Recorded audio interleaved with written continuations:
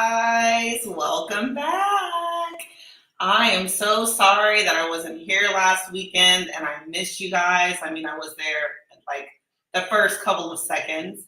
So let's see here. We've got Dominga. Hi, Dominga. Good evening.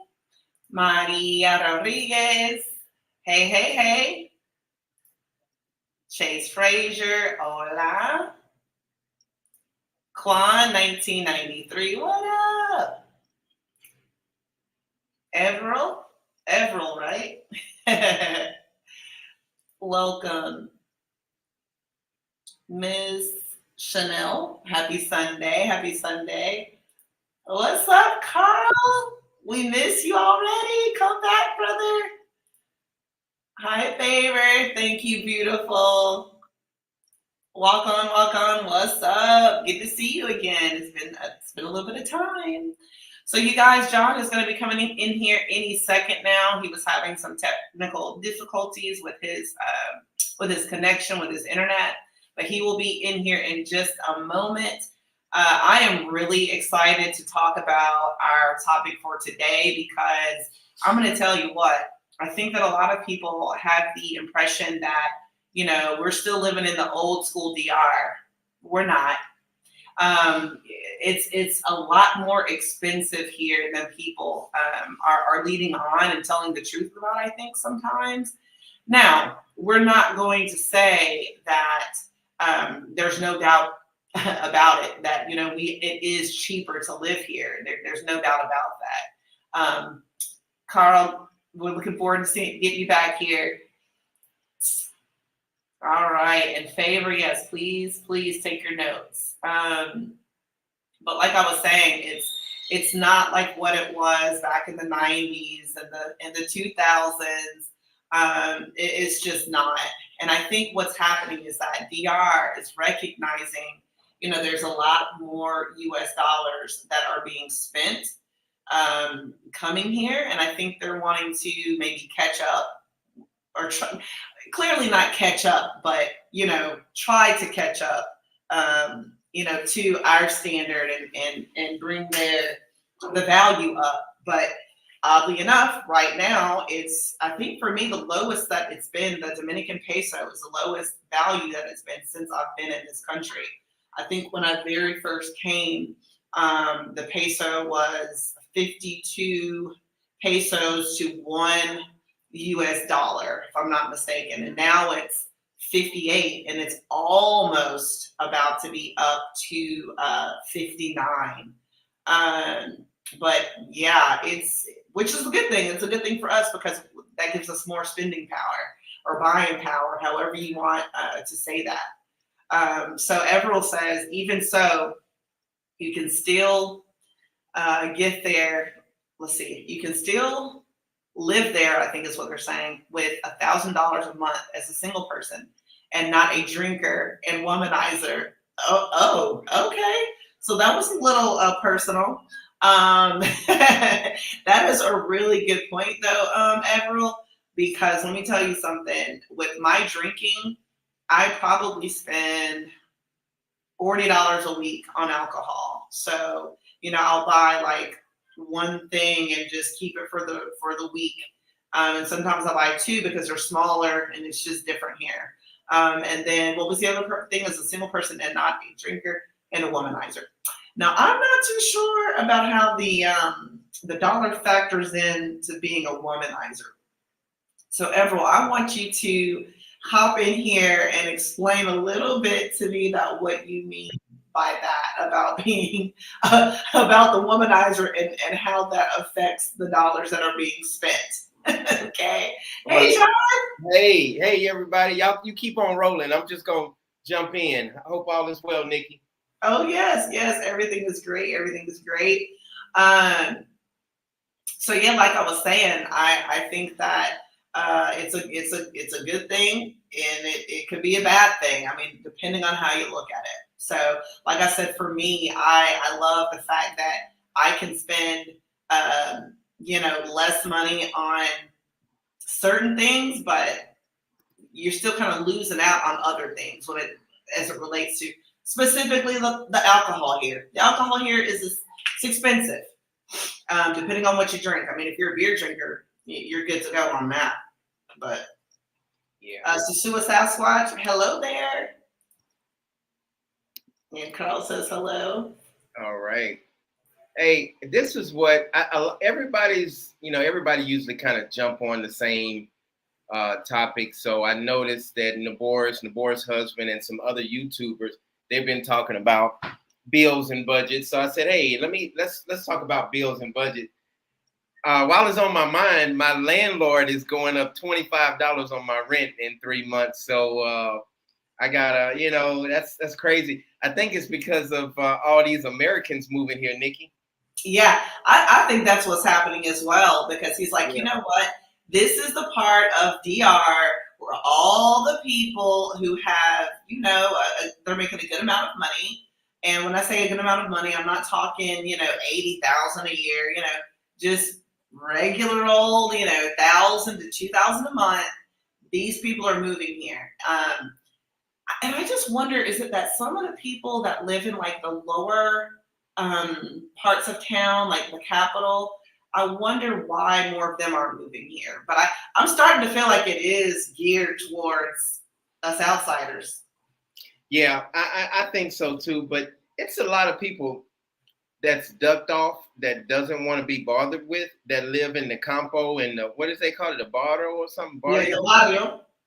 It's a lot of. I've met some Americans that's in San Cristobal that pay $50 a month, and they sit out on their porch and they have their music and their radio, and they just they enjoy life, and they're sitting amongst the locals. So let's not forget about those. It's a lot of people across the world, but especially in the Dominican Republic, that live amongst the Dominicans. They just don't want to be bothered with. They might be making $1,000 a month. They might be bringing in $1,500 a month. And it's mostly older people, military people that just, hey, I'm living. Yeah, my water gets turned off sometimes. My electricity goes out all the time. But I just want to live like this. It's a lot of Americans that live like that, but they just don't. They just don't come out and say, hey, look at me. So that's what that's all about. Rico, what's up, brother? What's up, Rico? Great Sunday afternoon. South Carolina won the national championship. All right, cool. Girls is rolling. I just finished watching it. It was a pretty good game. Wow. I thought they was gonna let old girl win it, but she didn't. Yeah. She was. They were doing good. I was a little worried in the beginning, but Dawn Staley, she pulled them girls at halftime. They came back kicking ass. Right. So they got the Rico, shit. See the men's tomorrow. Why are they, man? I don't know if you heard this, but they go in 3 months when my lease is renewed, 3-4 months, they going up on my rent $25. Is that because all the damn Americans moving here? Probably, they talked about. No, I mean they talked about that. And is it a lot of foreigners moving in the area? Foreigners. It's been about 5 or 6 Americans that I've seen in the Juan Bosch area. When you see an uptick in foreigners, the rent does go up. That's the same problem they've been having in Mexico, Colombia, everywhere since the digital world and all of these digital expats working in these countries. And, the locals have been, complaining about it because, it's making it harder for them to find affordable housing. So, yeah, that could be it. I blame Nikki. I blame Carl. I blame all those damn people for coming over here and making the damn rent go up. But I would say also, I don't know, because like here in the U.S., they typically raise rents year to year. I thought about that too. Yeah. So I don't, but I do think it's probably speeding it up and making it tougher for the locals. But what are you going to do? It's we hear a lot of that shit in Punta Cana all the time.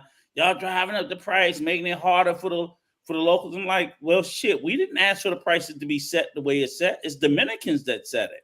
because they own all the shit. They own the houses, the rentals. So we didn't ask to pay that higher rent. They say we just can afford to pay it.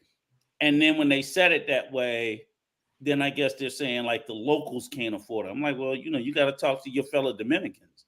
They running shit. Essie says, hey, everyone, we were in the process of building a home. Has the prices of construction material stabilized and increased? It should be. Materials should be stabilized. I think the only thing that's driving the price now is demand. Mm-hmm. Material and labor costs has always been low. They're fighting till, of course, they're doing the whole Haitian thing, but after the election, they're gonna fucking let them back in. So they do all the labor.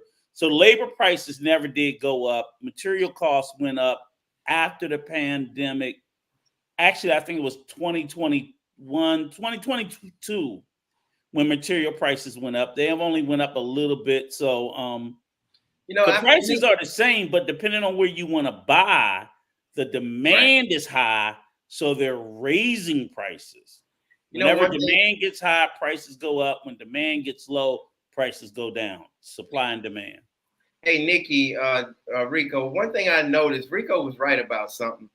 I'm right about everything. It was a whole bunch of Haitians last year, and everybody was building, and they had them all, on the roof and doing construction and everything. And then, like in the last 5 or 6 months, the Haitians just start disappearing. Like, stop. Like, where did they go? It's no construction going on. It's real slow. It was crazy. I used to see them in trucks, like 20 of them, 30 of them in a truck going to work, but it's not happening now. Well, a lot of it is also, like you said, it's the election year. They have the election for president next month, right? May. Right. Mm-hmm. So, next 2 months. Yeah, next two months. It was May. I thought Manuel said it was May. It might be June. Okay, I'm not sure. May. Okay, cool. Yeah, and they already did for the mayors and all that stuff. So after he gets reelected, which I'm expecting that he's going to get reelected, then all of a sudden they're gonna stop the roundups and a bunch of them gonna come back. Mm-hmm. Because the thing is, it's a political issue, the same way we have here in the U.S. They talk about immigrant every 4 years, and after the fucking election, they don't talk about it no more. Because the bottom line is they want the cheap labor. So they want the cheap labor, both fucking countries. They want cheap, illegal, undocumented labor. Period.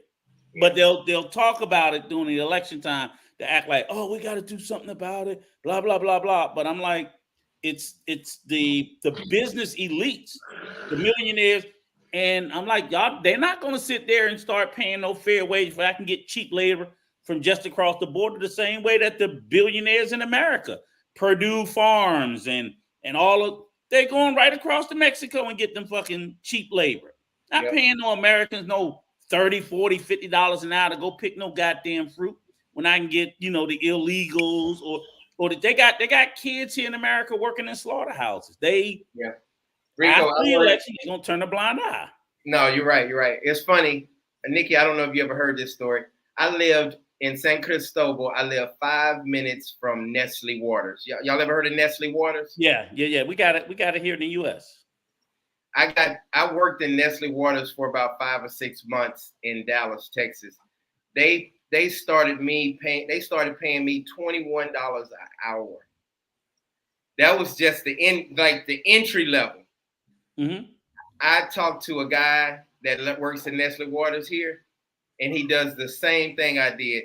Guess how much he get paid an hour? $3? $3.50 an hour. That's good pay. But it's the same company and the same thing. Doesn't matter. They're not gonna pay him no $21. Don't matter. Insane.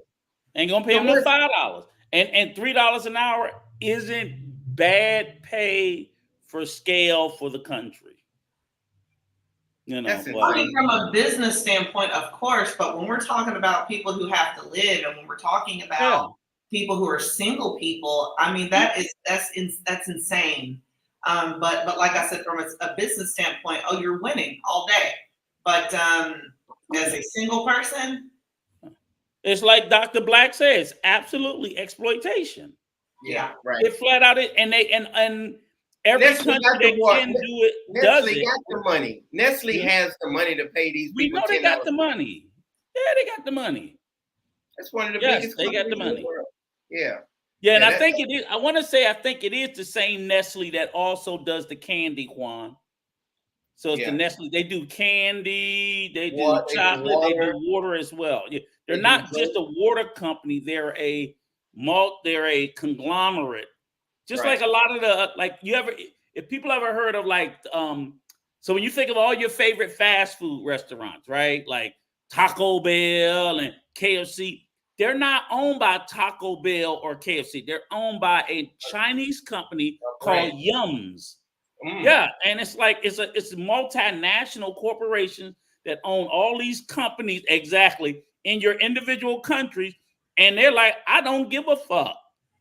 Pay them slave wages, get illegals. They all do it.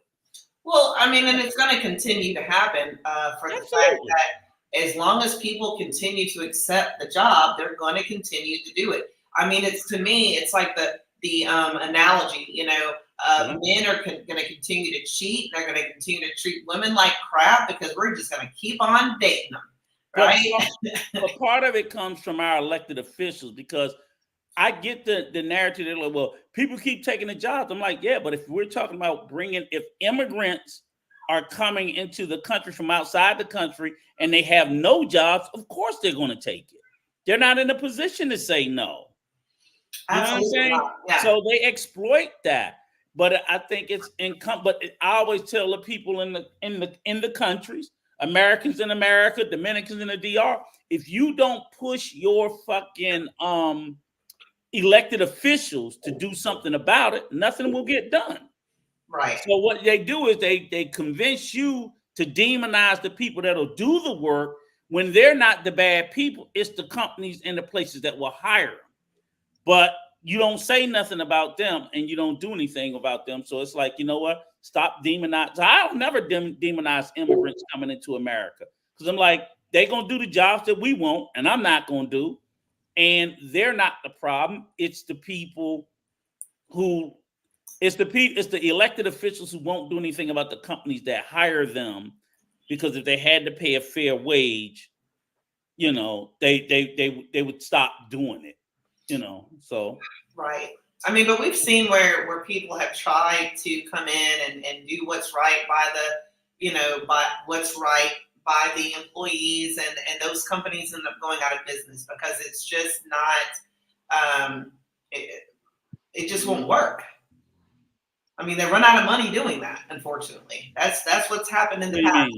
When companies have listened to employees, oh, we want to make more money. And this is not every single time, but I've seen even a place that I work, they ended up going out of business because we did band together to say, we deserve more money than this.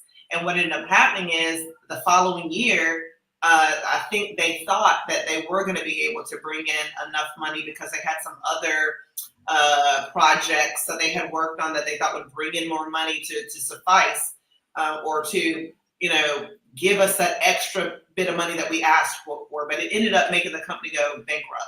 But see, that's the one thing I would always argue. I don't believe in any case has employee salaries ever caused a company to go bankrupt. I think bad business practices. I'm saying I know what you're saying, and that's what they'll do. They're going to blame it on, because like right now in America, right, the biggest thing they always fight about is unions. Unions going to make us go out of business. It's like, no, you motherfuckers is making profit hand over foot. Unions going to make you pay a fair wage because they do collective bargaining. So as long as, here's the thing, it's like, okay, Nikki, if me, you, and Coach all work for the same company and it's non-union, each of us individually have to negotiate our wages. So, and typically in America, you don't have you don't have salary transparency. So I don't know what you make. I don't know what Coach make. Y'all don't know what I make. We could all three be doing the exact same job, and all three of us could be paid differently. Oh, I didn't know that. 9 times out of 10, you're going to get paid less, Nikki, because you're the fucking woman. See what I'm saying? Yeah. So when you do collective bargaining, the union comes in like, no, fuck that shit. We're going to set a livable wage and everybody's going to get paid fairly. So what companies will do when they want to fight against it, they're going to say, oh, it's because of stuff like that we got a business. That's usually not it. I would say that it's a stronger possibility that the company that you work for that went out of business, believe it or not, it's rarely ever, because they'll just lay off people. Right. You know what I'm saying? So it is like business decisions that they did that probably was a bigger reason, but they say things like that because guess who they want to not do it? To fight for the fairness of themselves. The people, right. The workers. The reality of the situation is I had seen the budget. I had seen the difference in what was being paid bonus wise. So what ended up happening was our salespeople were asking that their bonuses be higher than what they had been in the past. When they agreed to do that, there were some other bad decisions, business decisions, like you mentioned, that happened coincidentally or subsequently, or however you want to word it. And from that, they started laying people off. We all got our little severance packages, and then eventually it got down to where then we had like 10 people out of it was like 500 of us. Only 10 of them were left standing, and then they had to go with the company that had bought the company out. Yeah. They said, we're going to take these top people, the CEOs, the head of HR. Right. So they really didn't go out of business. They just fucked some of y'all, and the other ones got the bag and skipped over. Well, the majority of us, I mean, right, 500 to 10. That's literally what, and that's what I said. Like even myself currently, like my job ends at the end of this year. I work for a large my job doesn't end. You're on a contract. They're moving all of our jobs from the U.S. to Canada. Okay. So they're moving to Toronto. So I'm going to work with this company till the end of the year. I got a real sweet severance package, and then I'll either decide whether or not I'm going to go contract or whether I'll go for another company. Once you move to Toronto and sell your house, I ain't moving no goddamn Canada.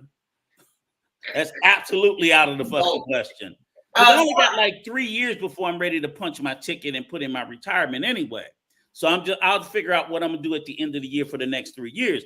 But they just made a business decision. So like, of course, people was upset when they told us like it's a business decision. Right. Shit happens all the time. I'm glad they gave us a whole year's notice. Right. Nikki, I'm like, they gave us plenty of notice. They're gonna give me a sweet severance. So that's good, Rico. Good. People in the Midwest get let go. Hey, next week gonna be your last paycheck. And shit happens. Nikki, go ahead. You was about to say something? I had two things. One quick question for Rico. Rico, you said you don't rent out your home in Puerto Plata, right? I mean, in Punta Cana, right?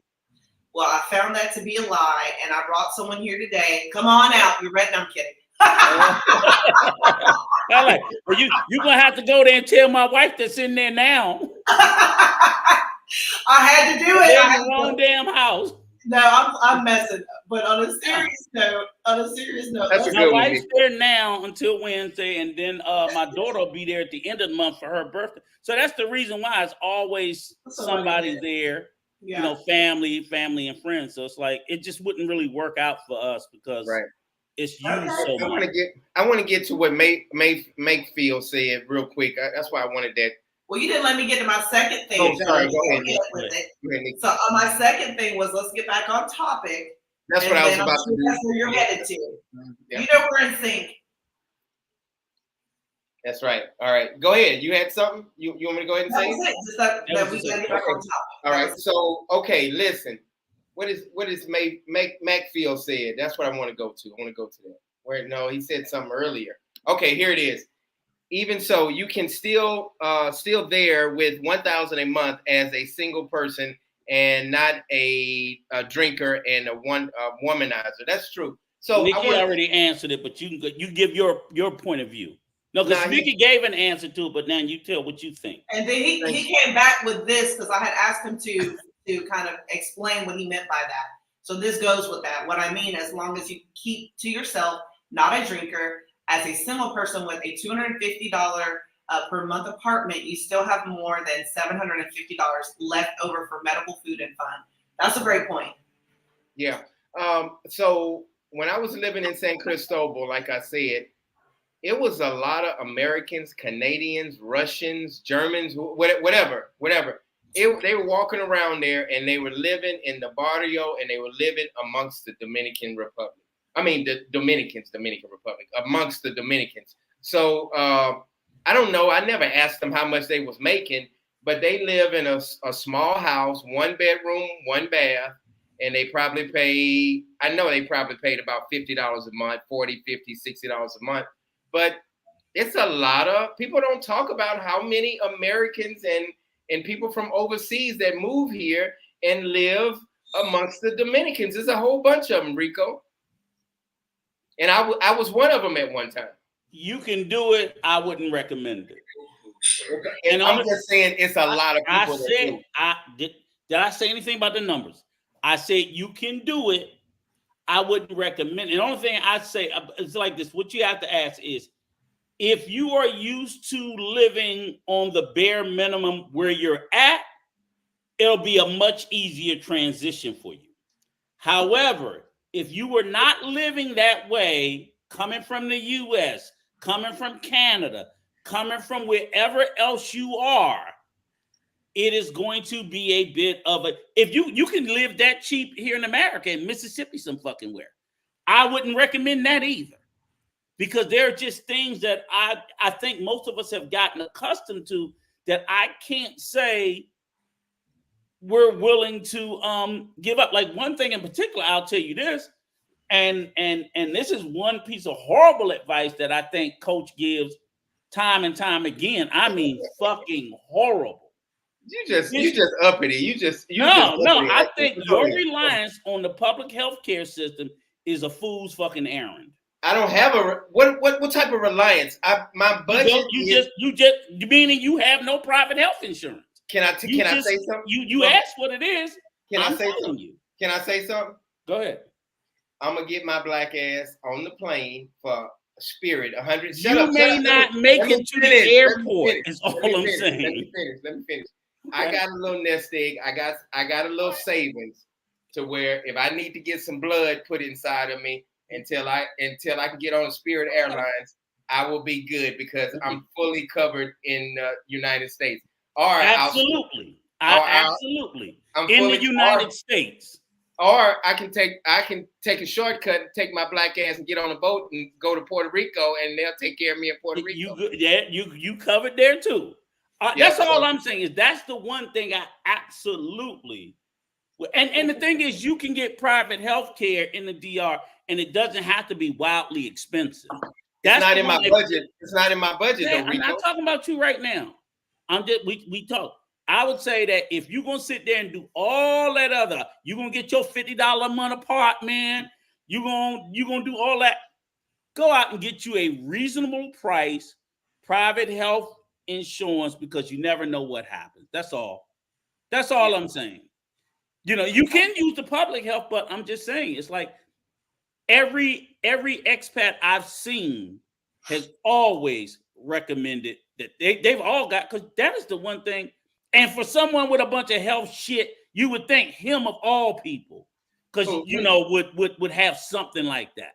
Oh, it's coming. I know my money's coming, but the thing is all I got to do, I just got to be safe and don't do nothing stupid. Exactly. But I'm just saying, you don't know. Sometimes it ain't your fault. It could be somebody else's fault. I've been to the hospital 4 times since I've been here in 4.5 years, and they treated me just fine. They made me pull my pants down. They shot all kinds of stuff in my butt and muscle relaxers, and that didn't come out right. Shot stuff in my butt. I didn't ask them to put it in there. Yeah. You asked for it. Can I have another? Can I have another? That's all you need, sir. One more. Umas. They took let me say it like this. They took a needle and shot it in my butt for muscle relaxers so I could feel better, because I was having spasms from the assault. So I'm not saying that they're gonna let you die. I don't know, but I'm just saying, right? I only say that because you do hear stories about it. Dominicans not making it out of the public hospitals. So it's like, I'm like, I don't think they're gonna Nikki, treat I'm us sorry. any You can worse. go back. I'm sorry, Nikki. It's just Yeah. not, it's just not that good. So that's the only thing I would ask of anybody. It's like, make sure you protect, be healthy, have healthy habits. But my fallback is that's why it's called insurance, because we don't know. Go Right. ahead, Nikki. Yes. So yeah, you just trying to pick on me because I don't have insurance. But go ahead, Nikki. Go Damn ahead. right, because I keep telling you to get some. Well, let me hold something in, nigga. Because you so worried about his health. What help When I come over there, I'll put something in your ass. No P. Diddy. Go ahead, Nikki. Oh my God. Okay, so Favor says, I'm interested to know what expenses or luxuries you found yourself cutting back on or sacrificing since moving to the Dominican Republic compared to your lifestyle in the USA. I'm sorry. I'll go first. Go ahead. And before I even say that, shout out to all 44 of you guys that are up in here tonight. That's awesome. I'm hoping that next show we get up in the hundreds. So y'all just make sure that you're sharing the show, letting everybody know. Be in here on Sunday at 6:00 Eastern. But anyway, so oh my God, when I lived in Charlotte a year ago, my bills were like $2,000 and something dollars. They were almost $3,000. And I mean, my rent was $1,700. Then of course I had my car payment, my car insurance, and all of these other different types of things. So one thing I do want to say is that now that I'm here, I don't have my car with me. My car is in the US. And I'm about to actually pay it completely off so that I don't owe the bank any more money on it. So now I don't have to pay that $347 every month. And so for that reason, I'm going to be able to really cut back on expenses. I will say though, as far as like food goes, I think I spend the same, maybe a little bit more when I'm buying groceries here. Because I get a little confused with the prices. Like I know what it is, but like I said before, when I first got to the country, everything was like totally, it was different. So for example, if I knew that something cost 500 pesos, in my mind, I just doubled it. And I would say, okay, that means $10. Same thing with like 1,000 pesos. I would double it and say, okay, that's $20. Moving the decimal point to places, right?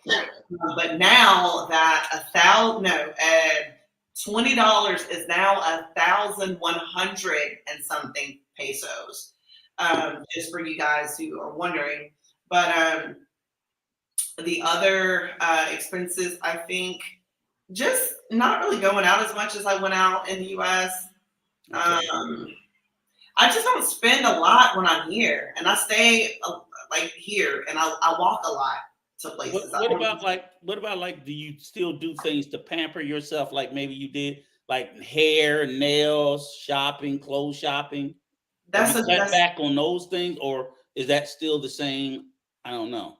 That's a great question, and I am very different from I think most females.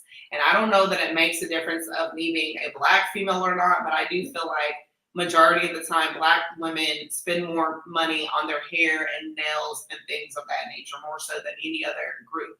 No, not more so than Latinas, though. Let me not say that because But the question is are you doing the same amount as you were doing in the US, lesser or more? Which way is it going? So when the pandemic happened, I stopped doing all of that. I started doing my own hair and nails. Okay, so that didn't change. For the past 3 years, it has not changed. I still do my hair. I'll see my braids and my twists. That's Nikki. I did that.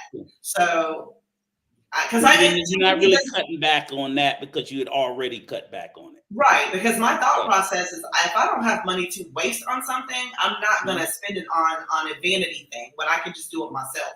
And I don't have it like that now. Like my money is not what it was. I was making $80,000 2 years ago. I'm not making that now. So I really had to adjust my lifestyle in a big way. Nikki, you are a grinder. You are a hustler and a grinder. And that's what I love about you. That's why you are so a part of the team. I'll just say for me, I ain't cut back on shit. And if anything, when I go, I increase my luxuries. Yeah. And that's only because of the fact that it's more expensive for me here in the States than it is there. And if I thought I'm leaving America so I don't have to cut back. Right. Because I can't afford it here in the US. If Yeah. I have to go there and cut back on shit, what the hell am I going for? You know what I'm saying? That logic is so you know, I think, like I said, me and my wife, we spend more money because we can. It's just more affordable. So we're already foodies here in the States. So if I eat out 3 times a week here, we're probably eating out shit sometimes every night or 4 or 5 times a week because, you know, we like going to different restaurants and, you know, usually for dinner only, never for breakfast because we come down Rico and is bougie. Quan said you bougie, and I think and that's a part of the reason why I went, so I could finally be fucking bougie. But Listen, work hard all your fucking life. Let me be very clear about this. Now, if my money were right the way that it used to be right 3 years ago, I would do the same thing. And I think that you should do that. When you got it, do that. That's what it's about. Like I don't get having it and then not doing it because you might die tomorrow. Yeah. My thing is, I am really trying to have the very most fun that I can have every single day of my life. Right. Because I wasted so much time being fearful of flying. 20 years of my life I wasted being fearful of flying. And look at what I missed out on. So now I'm full speed ahead. Like I'm really having the time of my life every moment I can. So yeah, but Nikki, you're a little different. Rico, he be trying to throw it in people's face, and I ain't trying to throw shit in your face. I'm gonna live my fucking look. Here's the thing, y'all the 2 fucking people that call it paradise. What the fuck I look like being in paradise, being cheap? I'm a ball the fuck out. Right. I'm a ball the fuck out. I'm in paradise. Treat yourself. It's fine. It feel like you trying to make us feel bad when you say that. Fuck no, I don't care how you feel. I'm gonna enjoy myself. Fuck that shit. You can feel bad, you can feel sad. I'm gonna ball to the walls. I'm a ball. I mean, you know, there are certain. The only thing that I don't cut back on anything because that's the very reason why I chose to move to the DR because it's far more affordable. Right. So there's no reason for me, but there are certain things that I don't do because it's just not available. Yeah, Douglas have a good point right here. That's a good point. Douglas says groceries to me is surprisingly more expensive in the DR than it's not more expensive, but it's there. It's right there. Yeah, when it's a name brand though, John, it's more expensive here. True. I'm like, wait a minute. If it's an import, that's the thing that I learned early on. Everything on the island, so whatever you pay in the States, it's that same price. So if they charging $5 for eggs, it's $5 plus the cost of shipping that motherfucker to you. Now so that's just like you think of everything like that. It's funny you said eggs. That's one thing that's not expensive here. Eggs I know because you get local eggs. You're not getting imported. I just used eggs. Right. I just use that. But like so I'll say over there like my certain coffee cream and you know certain like the alcohol prices are I'm like they're not cheaper. They're the same because I like my Tanqueray. The Tanqueray company is selling that shit for the same price over there that I pay for the shit here in the States. But maybe a little bit more because you got to pay for them fucking taxes that they pay to import it. They pass on to the customer. But I still like it. I can afford it. So I'm not going to fucking quit it. Those are my little certain guilty pleasures. But anything locally sourced, you can get cheaper. Everything imported is more than where it came from. Everything. Yeah. Shout out to everybody. You're right about that. It is. Y'all get those likes up. We got 50 people on. I appreciate it. If y'all have any questions for us about living in the Dominican Republic or our budget, my budget is different from Nikki's budget. And y'all know Uppity Rico, he always be talking about just, you know, trying to make people feel bad, talking about how much he balling and all that stuff. So our budget is a little different. So, but that's what that is. So anyway, I don't see nothing wrong, Rico, with anybody living, if they feel comfortable in the barrio like I did for 2 years. I wasn't jacked. Nobody robbed me. Nothing happened to me. And I lived just fine in San Cristobal amongst the Dominicans, paying. I even lived with people and paying my $40, $50, $75 a month rent. And I didn't have any problems. My thing is the problem. I think you can be safe in the barrio. I don't think it's not a problem. My thing is, I always say is, will you be comfortable? See what I'm saying? Like Coach is sitting there telling you, I don't need no AC. Them Dominican summers, your ass could be laying up there thinking you in hell. Let me say, if you know, coach, okay. If you think that no matter what, I can endure, God bless you. God bless you. Take your hot ass on and they be laid out there butt naked like, oh God. The heat don't bother me. The heat don't bother me. Okay. It doesn't, but it doesn't matter whether it's the summer or not, Rico. It can be any time of the year. I cannot do it either. Yes.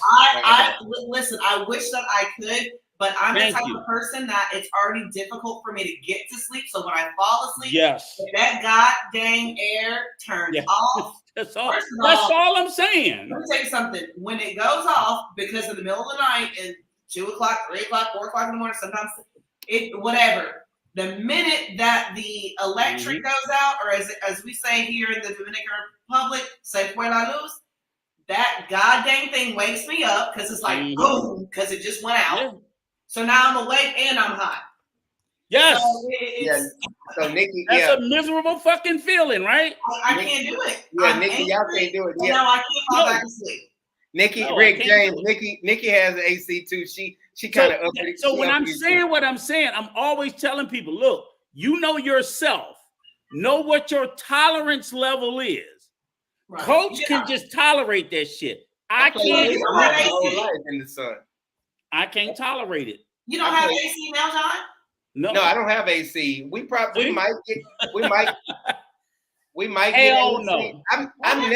I've never had AC in the Dominican Republic. Hell no. Yeah. But we Your might. body has begun to regulate to this though. That's true. Well, and another thing is, and Dominga can't stand the cold, and I played baseball all my life in the heat, in the sun, burning up. In Texas, in Louisiana, humidity and all of that stuff. So my body's used to it. And now, since I've been assaulted and I have real bad nerve damage, the heat really helps my body with the nerve damage, because when it's cold, it hurts really bad.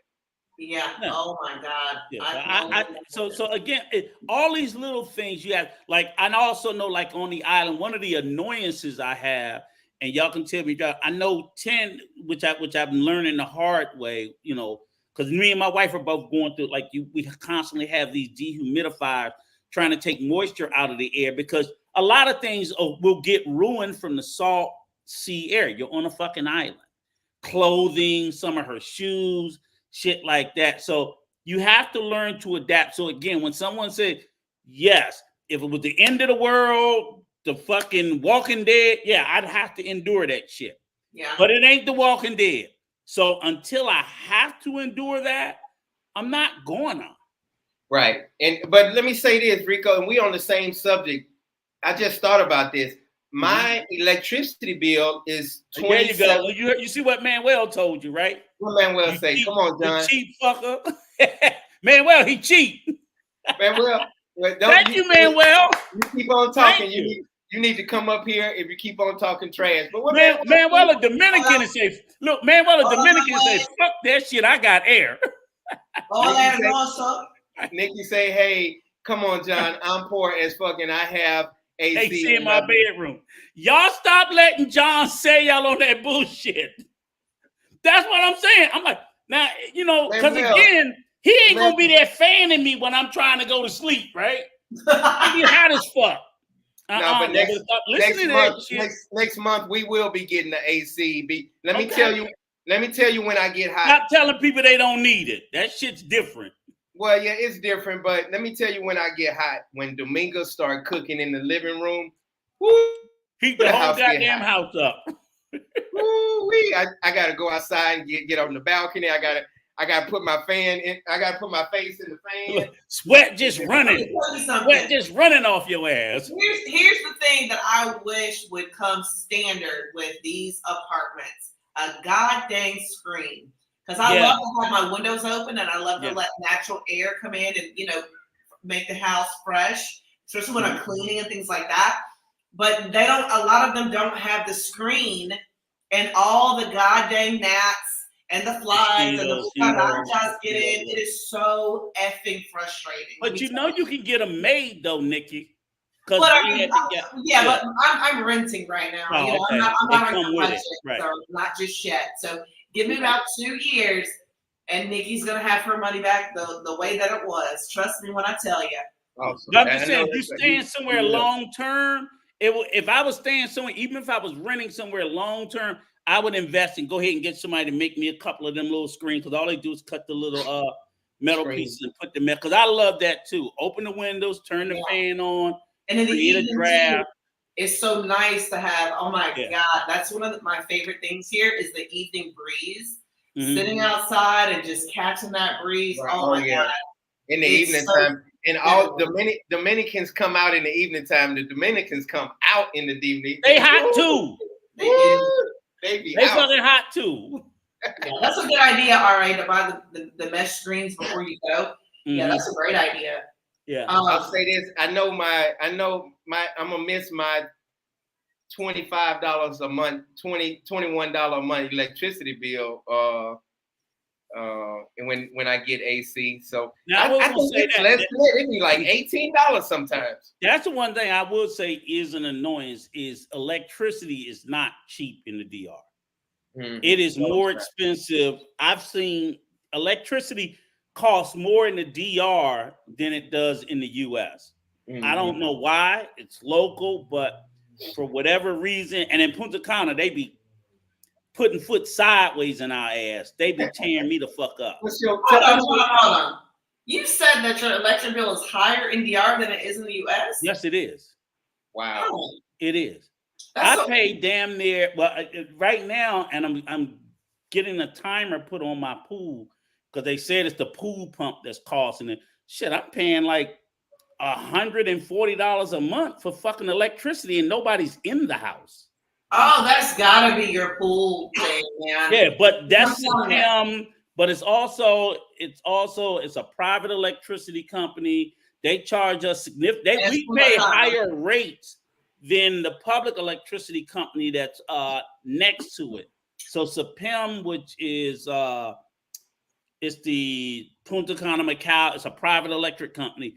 They charge us more a higher kilowatt rate than the other. Like me and Troy said, we about to get some goddamn solar because this is some bullshit. Well, here's the thing. It's more than the US. The solar panel thing is happening here, and it has to happen here. Because that's really that's going to be the thing that's going to save and help so many people. But the electric companies are fighting everybody on that.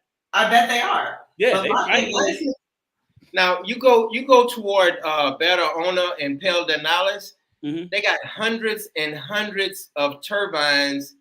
Some are wind, some are the turbine. They huge. They look like some with the big blades. Huge. They look like some alien shit from with the Mars. blades. Yeah, that's wind turbines. That makes electricity too. Where is that going? Because it's in the poor neighborhoods.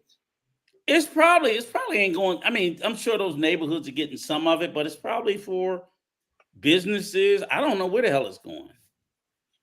I don't know where it's going, but I would love to know. You could tell somebody spent millions of dollars on all those turbines. Yeah, so they didn't build it for the poor people. I can promise you that.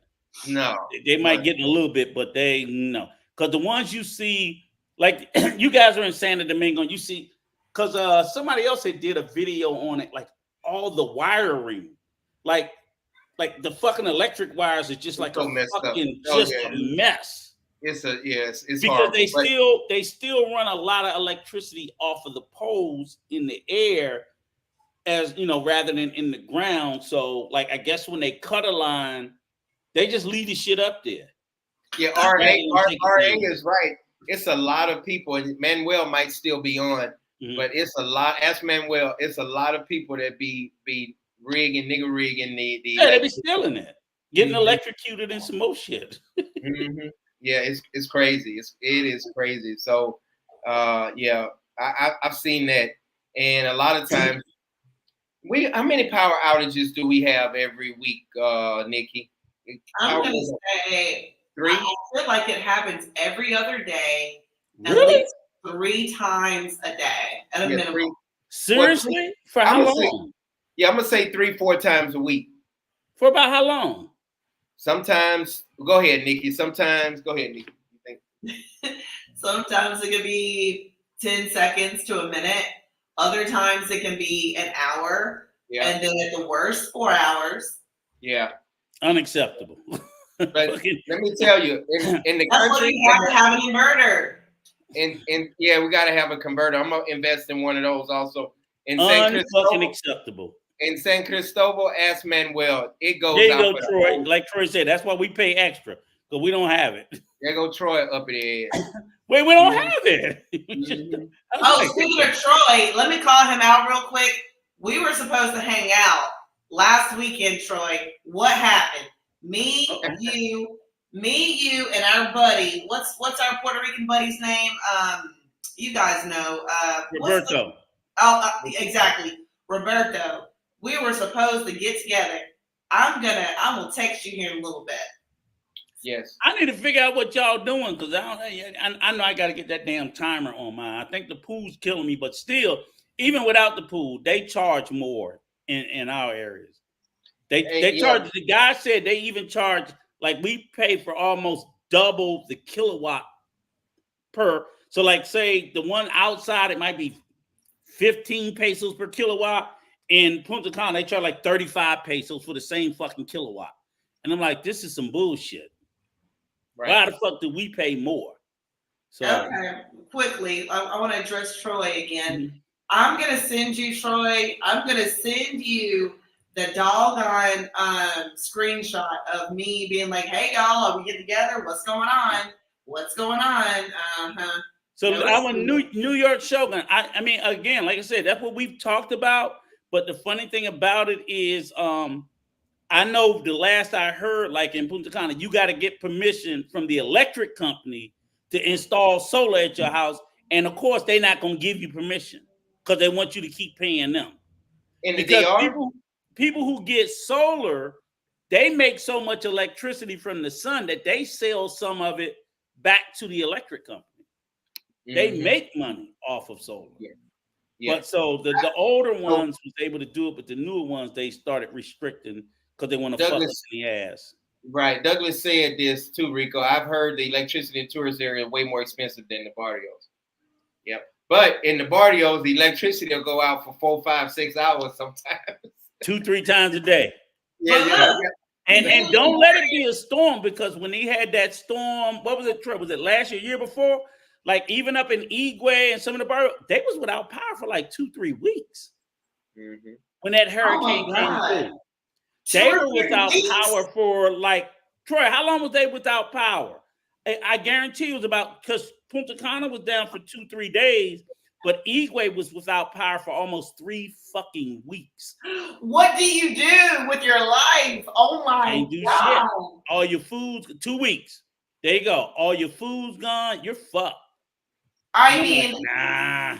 Not me. I would be like, somebody come pick me up. You put me on the bus. Take me where there's energy, because I'm American. Are you crazy? Oh my God. My family would lose their goddamn minds. Well, it depends. And you know, they're talking about we're supposed to get 11 hurricanes this year, which they said is the highest in a long while. So we may end up getting a lot. So I'm like, oh shit, I'm gonna have to fucking invest in a damn generator. It's not that expensive. Huh? It's not that expensive. And no. But I'm just saying, yeah.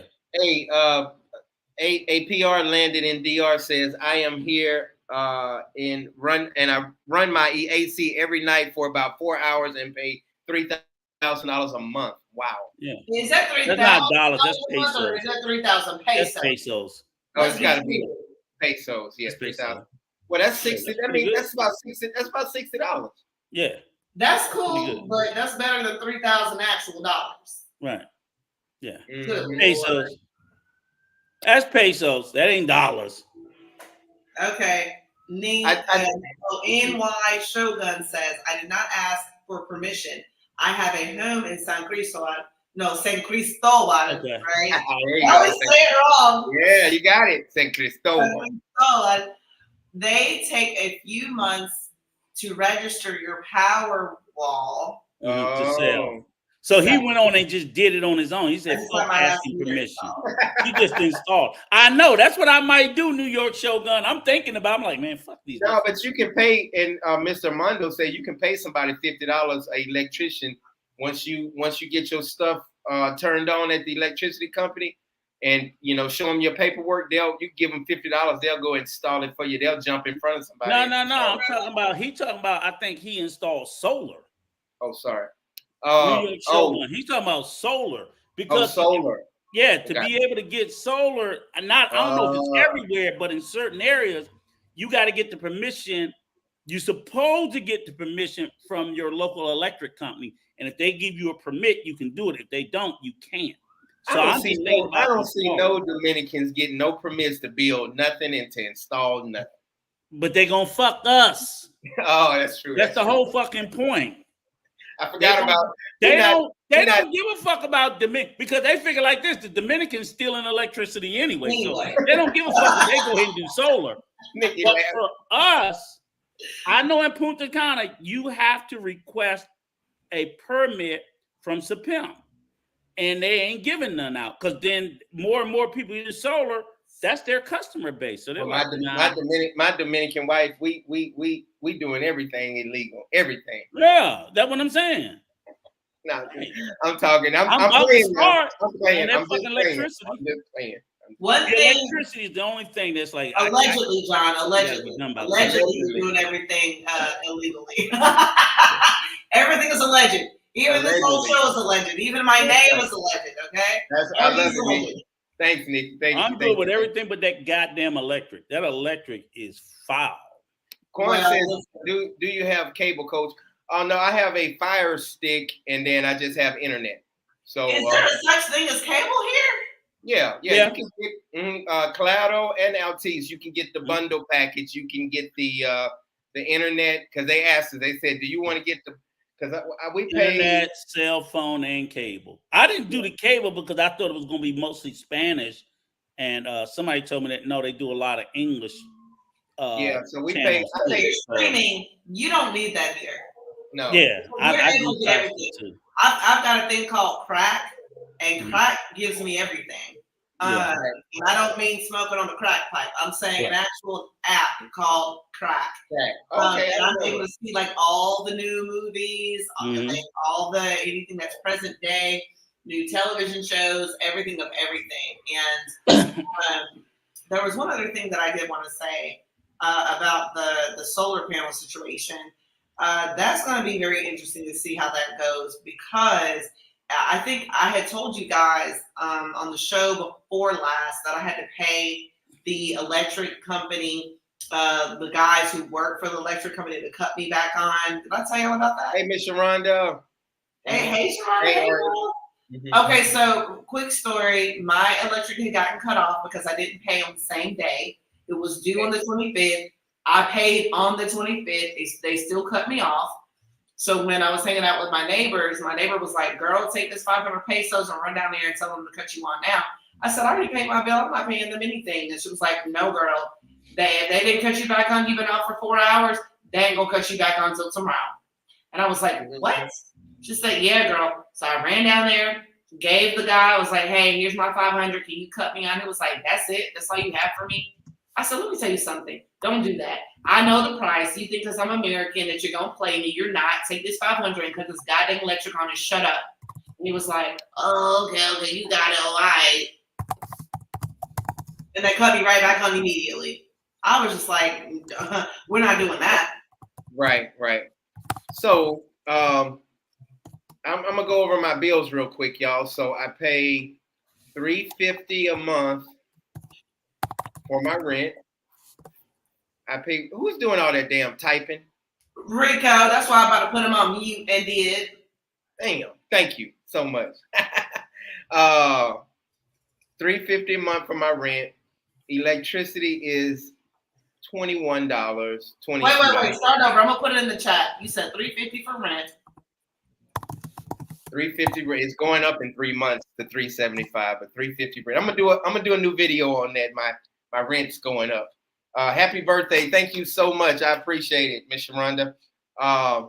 So $350 for rent, and then go ahead. Then my electricity is $21 to $24 a month, and then my water is. Our water's been brown lately. That happened to me today too, which is like how much you pay for brown water? My damn, my brown water costs $4.50 a month. $4.50, about $5 a month. My brown water is. I don't drink it. Of course, we have the jugs of water, drinking water. And what else? Internet is $58. Am I going too fast, Nikki? No, you're not. Keep going. Internet is $58, $57, $58. We don't have the bundle package, so it would be like $100, but it's like $58 for internet. What am I missing? And y'all want me to? I mean, my food is probably. You didn't put your electric on there, did you? Yeah, he did. His electric was between 21 and 24. Yeah, and I think that Rico, your face keep blending in and out because you be leaning back. No, I'm thinking. God damn it, that's called thinking. That's what smart people do. Shut up. And what else? Your gasoline costs on a month? Oh, gas. I'm sorry. That's good, Rico. My gas is $12 a month. So we have a gas line that's hooked up straight to our house. And so we have a new apartment complex. So they put us a bill under the door, and it's been from $10 to $12 a month. So what's the total on that, Nikki? Hold on a second. We forgot a couple of things. You got to talk about food, and then Rico had cut you off because he was being disrespectful. How much was the food? My food runs with me, Sol, and Dominga, runs about $400 a month. Okay. All right. And then what about gas driving the car? So I have to return the car next month. So I don't even want to put the car in there because put it in there.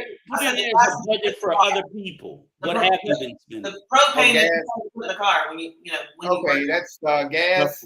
Ooh, that's I have propane, the same propane that Rico said he never was gonna ride in. The bomb. The bomb. How much bomb fuel? That's $20 every time I fill up. So it's I spend about $80 a month on about $60 a month on gas. Only 3 times a month, maybe? Yeah, because propane, it doesn't burn that much, and it's I can drive for 3 weeks on the same tank. So for the whole month, you said. Okay, I must say, because sometimes I go pick up people at the airport and stuff like that. So I'll say $60 a month. In total. In total, yeah. Because I had put 80. Okay, put 80 in. Let's go on the top. I mean, now if you got a gasoline car, of course it's gonna be $200 a month or something like. But I remember I have a propane tank in my car, so you can even put 80. You can put 80. You can put 100 if you want to, but I don't spend a whole bunch of gas. Money on gas. Okay, so I have $350 for rent. The electricity between $21 and $24. The water $4.50. Internet $58. Food $400. Gas that you cook with between 10 and 12, and then the propane for the car $80. Mm-hmm. Yeah. So that's it. Give me the total. And while you give me the total, I'm gonna say thank you so much for the super chat. Not Shun Guy Gun. New Nation York Gun. Shogun. No Shogun. Thank you, New York Shogun. New Thank York you so Shogun. much. It looks Asian, right? Hey, Now New it's York showing up. Shogun. Thank you. Can you highlight Dr. Moore's comment? Because I do want to talk about Where at? that. All right. The Hey, again, Miss thank you so Sharonda. much for the super chat, brother. Miss Appreciate Sharonda it. did ask about car insurance. You didn't put Where's that that in. at? Where's it Miss at? Sharonda. How much Where did you that? pay for car insurance a month? Oh, so my friend just added me to his car insurance. So Okay, I so can't you even have- use my car. So yeah, because my friend blessed me with the car. You know, I'm not going to even say how much he charged me a month. He gave me a good deal because that's between me and him. But I have to return the car next month. So Well, I'll say this. I'll say for mine, I pay $58 a month for mine. How much you pay? Full coverage, 58. Okay, yeah. So $60 a month I pay for car insurance. That's full coverage. Now the only thing about it is you have with that it's I think I get like 1,200 kilometers. I don't know how many miles a month, but I went to that because it sits so much. So whenever we go and use it, we're fine. But before that, I was paying. So that comes out about maybe $600-700 a year. Before I was paying $1,500 a year for the whole year over there. So now I cut it in half because I was like, we're not even driving the fucking car. But that still comes out to be about $60 a month. Right. Yeah, so that's good. That should give everybody a good idea. Right. Only thing I'll say about this is, Dr. Moore, the only reason... Read it first, Rico. So the comment is, regardless to whatsoever your budget is, I believe, coming from the U.S., if the locals can live, so can anyone else truly responsible for yourself. There should be no problem with anything whatsoever. I like that idea. I mean, that's true. And now this is what I will say. On the surface level, that sounds wonderful. That sounds perfect. Now, the problem I would ask is, okay, you say coming from the U.S. to the DR, and we all know that's cheaper. So by that same logic, should anybody coming from the DR going to the U.S. absolutely have no problem living, since the locals can, where it's wildly more expensive? See, it's easy to say when you talk about going from higher to cheaper and you make it about the locals. But then when you're going from cheaper to more expensive, oh, it's hard. Yeah, because the U.S. will fuck you 7 ways to Sundays. And as a local, I still make it, but it ain't easy. So I just think that sometimes we got to be careful with saying they can do it. They were born and raised in that environment. It's different for them. They're better equipped for it than to sit there and say someone who was born and raised in a more wealthy nation that you just drop them in there and it's going to be a fucking picnic. Well, I'll say this: it's mental too, Rico. They got a lot of mental. They got a lot of military people that pay $50 a month and they live in the barrios and they're doing just fine. But Coach, once again, what I said, plain and simple: if you are born and raised in an environment, you are far different than someone that wasn't.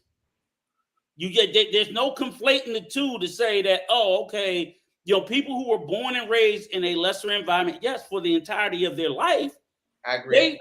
They know how. I agree, but let me say this: what if somebody says, and I agree with you, Rico, but what if somebody says, I'm not paying for shit in the United States. I want peace. I want peace to be still. Just like I always say, we talking about expenses. We ain't talking about make peace be still bullshit. Can I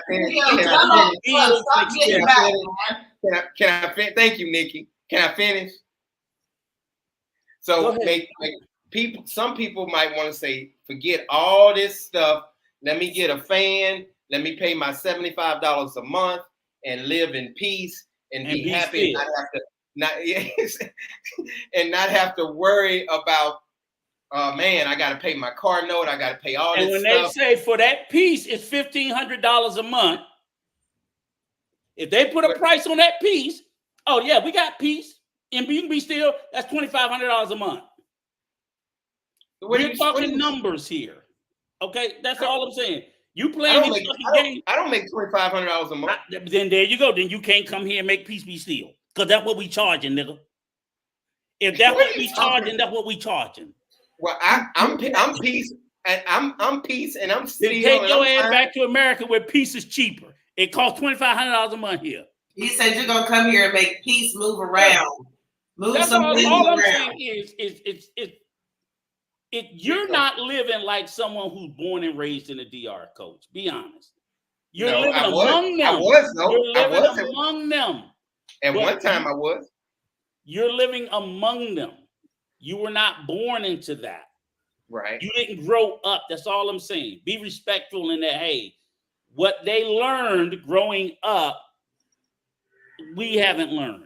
That's all I'm saying. So when that narrative is like that, how you know how much I grew up, how I was raised in Baton Rouge, Louisiana? How you know how I was raised? You wouldn't. It wasn't as bad as it is here, cost wise. That's all I'm saying. I might have been raised in the ghetto in the projects. I know you was. Ain't no mouth. I listened to your ass. You absolutely was raised in the hood. What are you talking about? It wasn't that bad though, but it was bad. But anyway, I just want you to understand. Let me see. Look, what did you say? Oh, 907. Go ahead, Nikki. You got it. Sorry. I put it. And by the way, you were right. I was wrong. I apologize. I thought that I was in under my account because it comes up with my name and my YouTube and stuff. Mm-hmm. But no. I was under. It's okay. Don't worry about that, Nikki. So my total bill every single month is right under $1,000 for all my dog. Nikki, you knocked us out. What's going on? Sorry. There we go. That's what I was trying to do. I was trying to put up our names. So $971. So that's when Dominga's doing the bills, she's right around there, $950. So I'm always right under $1,000 every single month. So that's a good feeling. And then I have money, to put back a little bit and have some emergency money. But see, you got it. But here's the thing: that budget is absent of any entertainment. We didn't have no alcohol. We didn't have no going out. So again, that is just a basic needs budget. Right. That's what that was, because that didn't include anything else. Mm-hmm. No, it didn't include beer. That was basic needs. Right. Radio was raised. Again, if you just plan on living month to month on your basic need, $1,000 you set. But yeah, if you want to hang out with friends, if you want to travel, if you want to entertain, if you want to be entertained, you ain't gonna be mooching off of nobody. You're gonna have to pay your way. But I'm blessed. I'm a little different. Let me tell you why. And me and Nikki talked about this too. I'm blessed because I built the YouTube channel, and a lot of people like, hey, Coach, just come on. I got you. Just sit down. I want to have dinner with you and Dominga, and that happens a lot. So I'm like, man, I ain't got it like that. Oh, Coach, don't worry about it. I got you. You and Dominga and Soul just come through and but everybody you talking to ain't got a YouTube channel, and they ain't gonna have that. That's true. So they're gonna have to reach into their fucking pocket. That's all I'm saying. That's very true. That $1,000 is basic needs, nothing else. I mean, that's based on, like you said, John's life and his lifestyle. So, and I think it's important that we all know that. I mean, we're all adults here on this channel, and I think it's important that we not be naive. Did you have his Claro bill on there? The internet? Was that in there? I did. Yeah, I didn't remember hearing that. Okay, yeah, all right. That was the one that I think was $58, if I'm not mistaken. Okay. Yeah. Cool. But like I was saying, I think that it is circumstantial, right? It's case by case. I don't have the same bills that John has. I don't have children. I have a dog, right? Which is something right now that's a thing. There's a situation going on with my dog.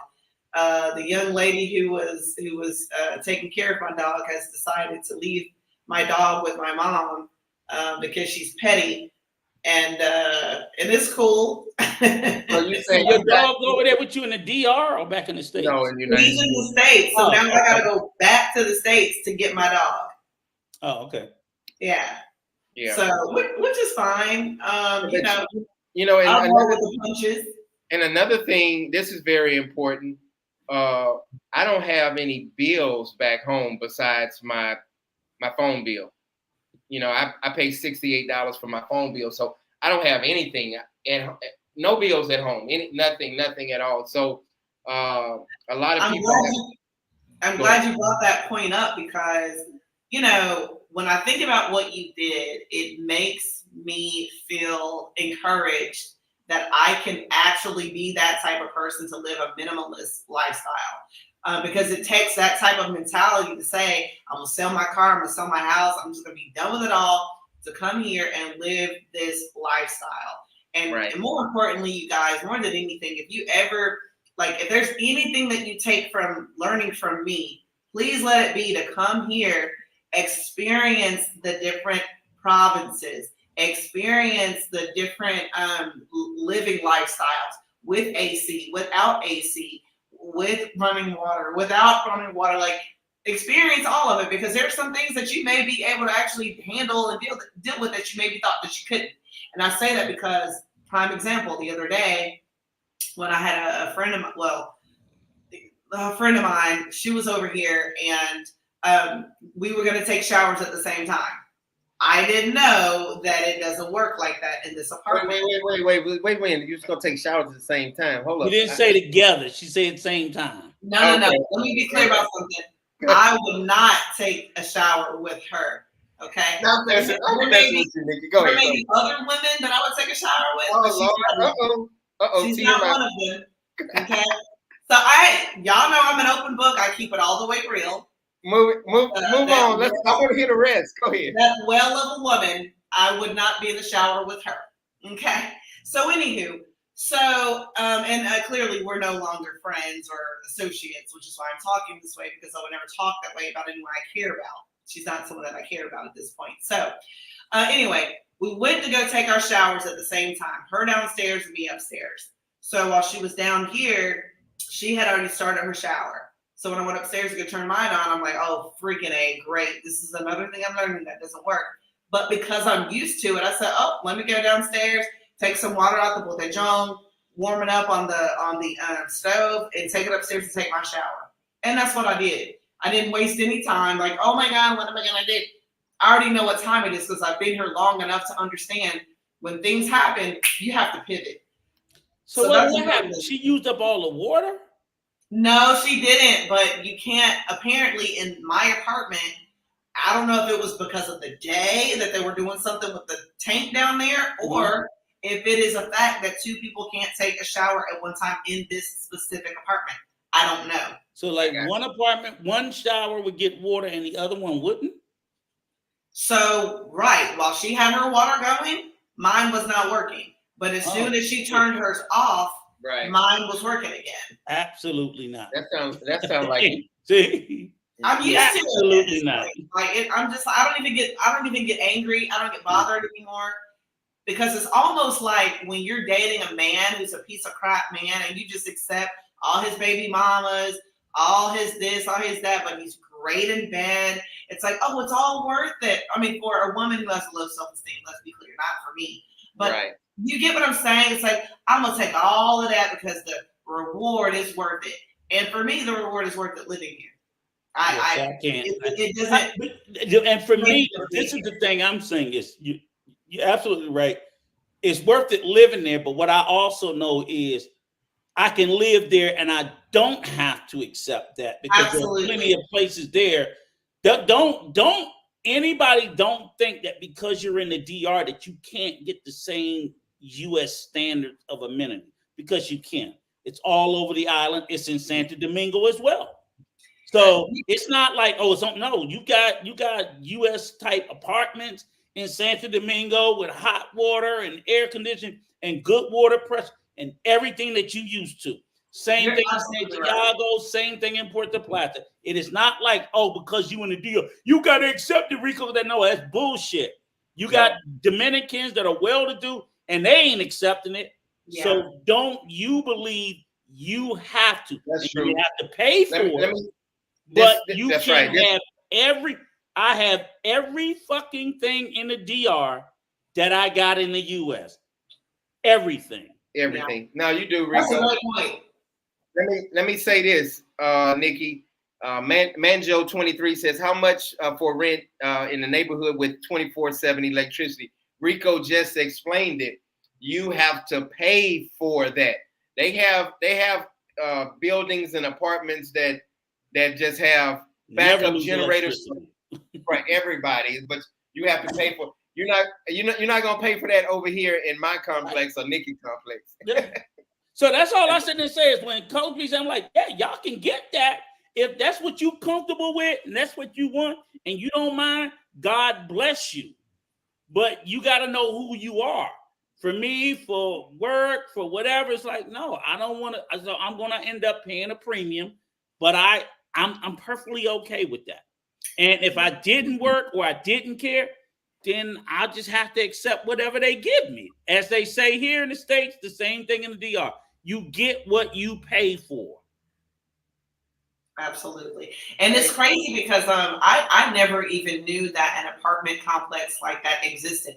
I didn't know that there was a place that has 24/7 electricity. But what that tells me is that they're using the same type of generator that the Olay uses. Because I've been in Olay when the power went out, and I was like so confused because I was like, wait, the power goes out in here too? But it was right back on, which is why nobody made any noises when it happened. Because I was the only one that was like, oh, and everyone else was just shopping. I said, oh, they've got a generator, a huge generator here. So that must be the case there. And like you said, you're going to pay for it. I'm not too sure how much you're going to pay for it. I'm sure it's a good amount of money. Yep. Let's see. Let's go to the next question. NACA. What does that mean? NACA?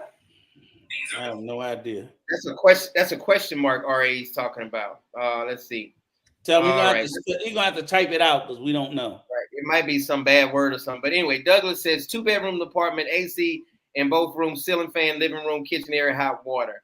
Yeah, that means. They have those. I think that's what he's saying. He has. Oh, okay. That's what he has, right? So, okay. And that's a good deal. Like you said, you want AC at least in both bedrooms, in the bedrooms for sleeping. We have it throughout, but again, like you said, we don't. Every so often we'll run the one in the living room. We have guests over, and it's just too hot. I'm not. But I know I'm gonna hate the fucking electric bill when it comes. And then basically we just run the one in our bedroom at night for sleeping. That's pretty much the norm because for the most of the time during the day, we're out the house, out and about. Right. So, and that's the thing, like you don't have any that I haven't seen. I can't say because I think there are some really, really expensive houses that have central air, but most places you have what they call split units. Yeah. So you have individual ACs in each room. Mm-hmm. So then you control whether or not you want it on or not. RA says best investment condo area in Santo Domingo. Best investment area. I think it's called NACO, not NACA. That's what I think he's saying. NACO. I think it's NACORA. Okay. And Piantini and NACO. What one is considered upper middle class. I think both of them are considered somewhat upper middle class. So they're not upper for sure. I know. Yeah, but you're gonna pay. I think that's with Noburris and them. You're gonna pay like $1,200 a month.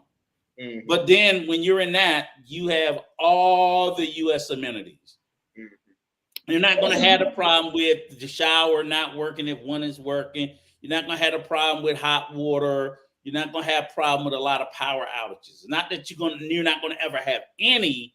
But you're not going to have because even if first of all, they're in better areas of the city that have good electric. They're on a better part of the grid, and even if those buildings go out, they have backup generators. So just like the Olay, like Nikki said, if it goes out, the generator comes up for the whole building.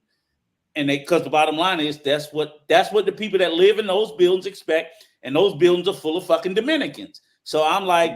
I know Dominicans have that because they live in these places. Mm-hmm. Mm-hmm.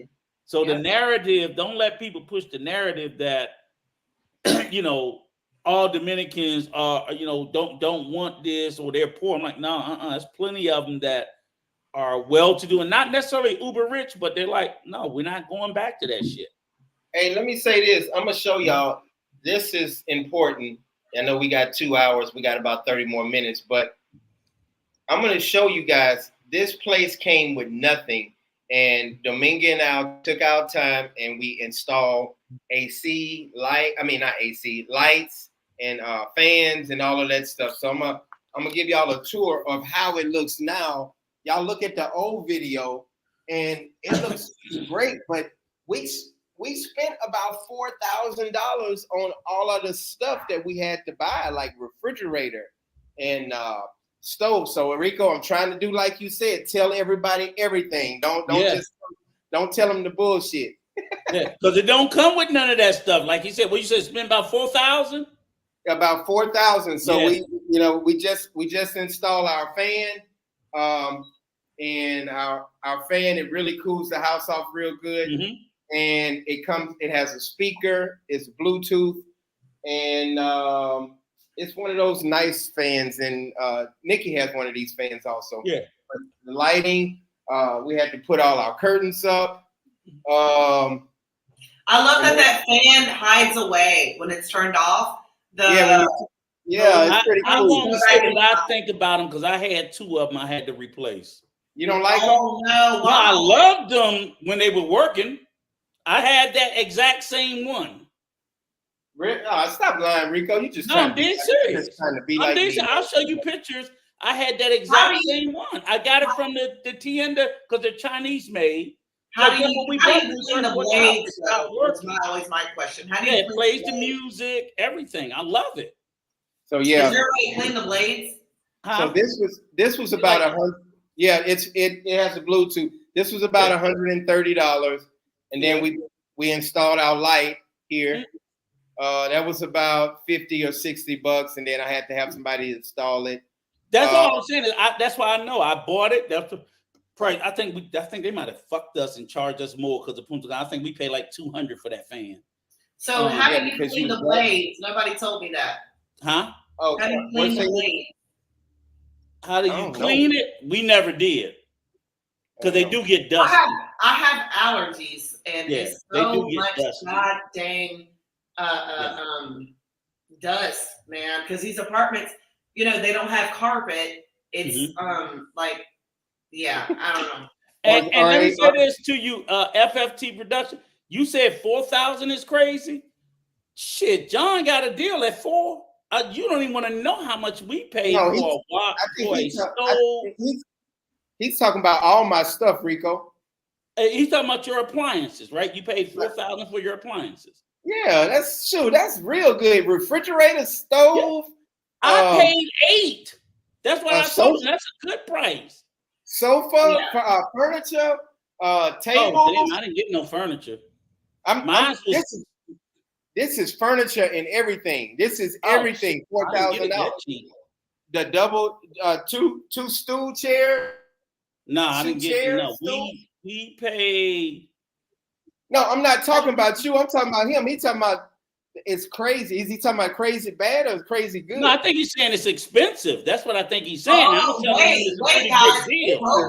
Hopefully he's saying that's crazy good. Because if he's saying that's crazy, no, I think he's saying crazy. He's got to be saying it's crazy good.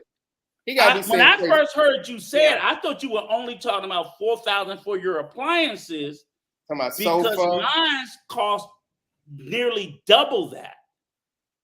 Okay, and that was just for 3 appliances, which was the stove, the refrigerator, and the washer dryer. Oh yeah. It cost nearly because it's expensive. Now, I mean, we did get now I don't know. Did you get the MABE, MABE, John? What is Mabe, like your refrigerator? It's the brand name. No, that's some uppity white people stuff. No, that's actually the cheap. What's the brand name of the refrigerator and stuff? Let me see the name of my. It should be right on the door. Oh, it's called Centron. Okay, all right, but most of the ones I see in the store are MABE, MABE. Oh yeah, and they have Frigidaire. They have a lot of Frigidaire. Yeah, they got here. Frigidaire, LG, and we bought that shit. But guess what? They tear your ass up for that shit. Oh yeah, that shit is expensive as hell. And I wish I hadn't got it, but hey, RA is right. The Chinese store, they be having Bluetooth and everything. They do. They do. Yeah. So yeah, but that's included. The $4,000. That's with my bed and my furniture and all of that stuff. $4,000. Come on now. That the he got to be too. Mm-hmm. What bed also? Yeah. Oh, you got a hell of a deal. Mm-hmm. Yeah. Well, I would say this to the subscribers. The only thing, well, of course, you guys know you got to buy your furniture and your bed. You know that. Right. But just to let them know, if they get an apartment, not only do you got to get your furniture, it does not come with appliances, meaning they don't have a stove and they don't have a refrigerator. That's what I was trying to. Yeah, that's the main things. Like when you first get your apartment, like, okay, maybe I just get a bed and a TV. That's fine. Like you're gonna need a refrigerator and a stove. You got to go buy that too. And I had and what Dominga had some stuff, but you know I the last girl I was with, she took my George Foreman grill and my bed and everything. Right, but you didn't have, obviously you didn't have a stove and a refrigerator. You had to go buy one. I didn't. I had to go buy one. Right. That's right. So so that's the thing. Yeah, made. That's it. Right. They're not sold in the US. So see, everyone know that's so my thing is that, and when you get ready to leave, you got to install. You got to, you can leave it, but they're gonna keep it. They're gonna keep it. But you know what I'm gonna do when I get money to purchase a house or whatever I do next, whenever we decide to leave. Mm-hmm. The owner said I can Airbnb this thing out. That's pretty cool. Airbnb what? This apartment. Why would you have to? Shoot, Rico, I'm paying $350. Well, I'm getting ready to pay $375 a month. Mm-hmm. If I rent this thing out for $100 or $90 a day, I get my money back in 3-4 days, and the rest of it's in my pocket. I'm kind of smart, ain't I? You ain't done it yet, so no, you ain't. I'm that's smart. Do the math. No, John, if it works, if you only get somebody that rents it out for 10 days, you're still making your money back. You're still making a profit on that. And you know, thank you, Nikki. Rico just trying to hate. No, my question is then, if it's such a sweet deal, then why ain't the owner Airbnb-ing it out? Because it's hard to Airbnb it out and then put all this stuff in there, Rico. Oh, so you're gonna leave all? So okay, so yeah, of course I gotta leave everything in there, and then we're gonna move in our new house and I'll Airbnb this thing out. Here's the thing. Listen to me. There are a couple of caveats and nuances here, right? Mm-hmm. One of which is the fact that John has a following of almost 9,000, right? We already know when these people come here. I'm with John all the time. I get the emails. I reach out. I do all of that with the concierge and X, Y, and Z. So what I do know is that these people are more than willing to rent out from him because he's a trusted source, right? That's the first thing. The second thing is that as far as it relates to, you know, if John wanted to, let's say 3 months into it, he's only gotten a couple of people to rent throughout the week or month or whatever. And he's only really made $500. The great thing about that is he was able to cover that rent and he made a little bit of pocket. Right. So what then at that point, me being one of his business partners, I would say to him, you know, John, let's think about maybe having this thing rented out permanently. Not permanently, but like a longer term kind of a deal. Let's say like a 4-month or a 6-month. Right. And have it to be covered at 500 or whatever. And with that, of course, we would have to throw some goodies in there, concierge or something. We would do that. But I get your point. But I know that only because he has his people would that work. That would not work for the person who he's renting from. Nobody knows the man who he's renting from. Nobody knows. But I'm going to say, based on what Everett and Douglas Anderson said, which I kind of agree with. No. I kind of agree with them. Let me read it. Let me show you. Oh, no, I'm kind of frustrated because I thought McPhil was my boy, and I thought He is your boy, but he gonna tell you. That's why he gonna tell you the truth, like I keep telling I your love ass. it. That's Even why when you don't want to hear. Keep telling me the truth, Evro. Go ahead. Read it. Set up, Rico. Let me give you a tour of the Airbnb that I might read what he wrote. I wrote it. Look, I don't think someone is going to pay that amount for a daily basic unless you really spruce it up. Spruce it up. Okay, let me show you guys. Set up, Rico. Let me see how much I can get for my Airbnb. If I Airbnb it out, this is serious business right here. Shut the hell up. Okay, so all right, this is my front door, y'all, right here. You got your mirror. It's beautiful. The floors are very beautiful. All right, then you come over here. You got your surround sound speaker right there. Then you got your pretty, beautiful picture portrait. Look at this beautiful sofa set, y'all. You got your couch. You know, you got a little bar, little stool right here. Look at this. And then you got your table. Look how beautiful this is. Talking about sprucing something up. Don't be hating, y'all. Don't be hating, McPhil. Don't be hating. Watch this. All right. Go ahead, Douglas Anderson comment. Now shut up. There Let me finish showing my stuff off. So read that one, radio. You gotta need AC to Airbnb it. And I will need an AC. I can install an AC. At that point, he would have had the AC wise. I want to finish showing. Go ahead, read Evro again. Thank you. And then look at this granite countertop. Shut up, Rico. Evro and Douglas. Now y'all see what I'm dealing with. Oh, wait a minute, Rick James, you back? Good. See what Rick James said? You got a private look. Damn, the lights out already.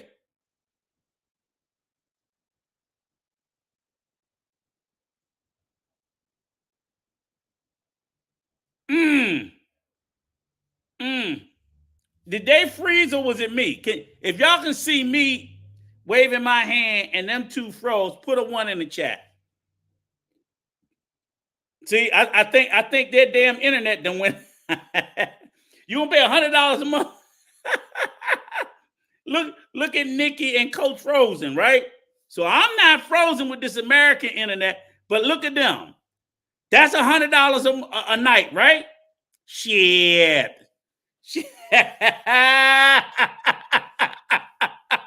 I keep telling them what to get for arguing with me. See? Oh, hey guys. Se fue la luz. Oh, y'all laughing because we lost power? You're damn right, because see, that's the point. Y'all spent all day arguing with me and in the damn dark. I said you get what you pay for. Case in point. That's hilarious. No, and you're right. Look. Now go get them damn candles. No, and won't. Look, I've got this right here. Hi, welcome back. This is so fucking funny. They sitting here, see, and they beating me to death. And I'm not against it. I'm just sitting there. I'm like, folks, make sure that you're prepared, that you're built for that. See, Nikki and Coach running around tripping over fucking furniture right now. Make sure you're built. She don't know when it's coming back on. No. And you know what I do? I go out and I drink. That's what I do. Right. That's all I'm saying. Oh, but guess what, Nikki? That's why that better be in your budget for when the power go out and you got to take your ass out to drink. Okay. Again, just all I say to everybody, pick whatever you want. Just make sure you are built for it. Yes. Because I know I'm not. So y'all call me what you want. Call me bougie. No fucking way. Listen. I'm gonna tell it to you like this. I was dating a guy when I very first got back here, and the conversation that was had between he and I. Go ahead. Yeah, the conversation that was had between he and I was, um, if we're still together next year, I would love for us to get an apartment together. And he lives in one of those houses over there that has a tin roof, and the ground is the floor. Okay. So I had to express to him, let me explain something to you. I did not leave the country of the American dream and the wild and the free and all of these things to come here and be poor and live amongst the folks that don't even have an opportunity to make as much money as I've been making since I've been living in the United States my whole life. You know what I mean? And that's no diss, obviously, and that might have come out wrong, but I think you guys understand what I'm saying. There's no way that I'm going to come here and live way below my means and be unhappy. There's no way. Absolutely not, when I don't have to do that. So he wanted us to have a place that was like $100 a month. And I know what that looks like. That's not anything that I'm going to be a part of. I am not going to live somewhere that's only $100 a month where I have to go in out back to grab the water. Then I have to do, I'm not doing all of that. Like, I'm cool being right here in the, you know what I mean? In the middle of everything. Quan talking about if you love him, you'll deal with it. How do I And bring up you his know what you things tell him, from my Juan? And you cell know what you phone? tell Juan? If I love myself more, I won't. I ain't That's dealing what with that shit if I don't have to. that's my whole thing. Like, I would say but this. here's Go ahead. I'll Mhm. just say this. No. I would say for anybody from the U.S., I would say, and ever, I would say, if you're from the U.S. and you lived a moderately decent lifestyle, inclusive of rent, I think a $2,000 a month budget, you're fine. Because Yeah. then Oh, I'm like, you can rent a place. I'm saying you can rent a place in a fairly decent enough area, fairly good, stable electricity grid. I always say, Coach be talking, I'm like, nah, I would, if I didn't have my house, I don't want nothing for $1,200 a month, but I want something for about $700. oh, Because I absolutely. know that will put me in a very well-to-do place with very well amenities and so on and so forth. Good safety and security. I'm like $600-700 a month is a really sweet spot. Is what I would recommend anybody that will keep you on a good. You're not, living house to house, but that rent or place will have you in a very nice place, very clean. Trash is picked up, good security, so on and so forth. Then, again, all the other bills would be, more according to that. Yeah, it Yeah. is because we're spoiled, Quan. That's what I'm saying. No. I don't have to look. See, Quan, here's the point. What you're saying is true. I agree with you absolutely. That's because we're spoiled. Period. And that's why I would put a period. I don't have to look at it from their perspective any more than they need to look at it from my perspective. I have to look at it from mine as they look at it from theirs. That must have been the Airbnb guys talking, because telling you shut the fuck up. Exactly. And I'm so glad, because your subscribers could see again. Lights. We talked about the lights. The lights went out and they came right back on. Are you built for that? And it may happen again before the night's over, because he wanted to make sure, he wanted to budget to a place for that. So like his building probably maybe don't have a generator. If I said they do, but it's per household. Let's be clear about that. Yeah. But now, if you get a building where you're paying $600 or $700 a month, they may have a generator for the building. Right. You know exactly. what I'm saying? And those are questions that you have to ask. Yes. That's all I'm saying. Well, but I'm gonna say this. Coach will take his chances. I'm gonna say this. Rick James, Mayfield, the rest of y'all. When I get my Airbnb, y'all are not invited. You're not allowed to be in my Airbnb once I get it up. I won't be renting it with the fucking power going out. I have them on the blacklist. $100. I have them already on the blacklist, John. They're not invited. They're blacklisted, honey. Only $100 a VIP. night, $100 a night, and that shit happening? Absolutely not. I said 90. I'm gonna put an AC in there. You know, my house is beautiful. I know my house is beautiful. What good is the AC with no electric? I'm gonna get a backup generator, Rico. The AC with, thank you. Hey, Everett. So I absolutely agree. All I need is a backup generator and an AC, and I'm charging $80 a week. What I'm saying is, I absolutely agree. $1,000 is enough. But for me, that $1,000 will come with a lot of episodes like what we just experienced, and other things that we haven't seen. What is he talking about, Rico? He's talking about, because I told him while you were running around looking for your flashlight and candles. Me and Nikki, I said, look, for me in my mind, a very comfortable budget is $2,000. So I'm not saying you can't. I'm like, because at that point, I want a more expensive apartment, you know, and things like that. I would upgrade in all these other places, which would make things like what you experienced less likely to happen. Doesn't mean it won't happen, because it still can, but it's a lesser likelihood. So what I'm saying is, you can be you don't have to be Let me finish addressing the man comment. Oh, sorry. All I'm saying is $1,000 is more than enough. But can we admit what we just saw?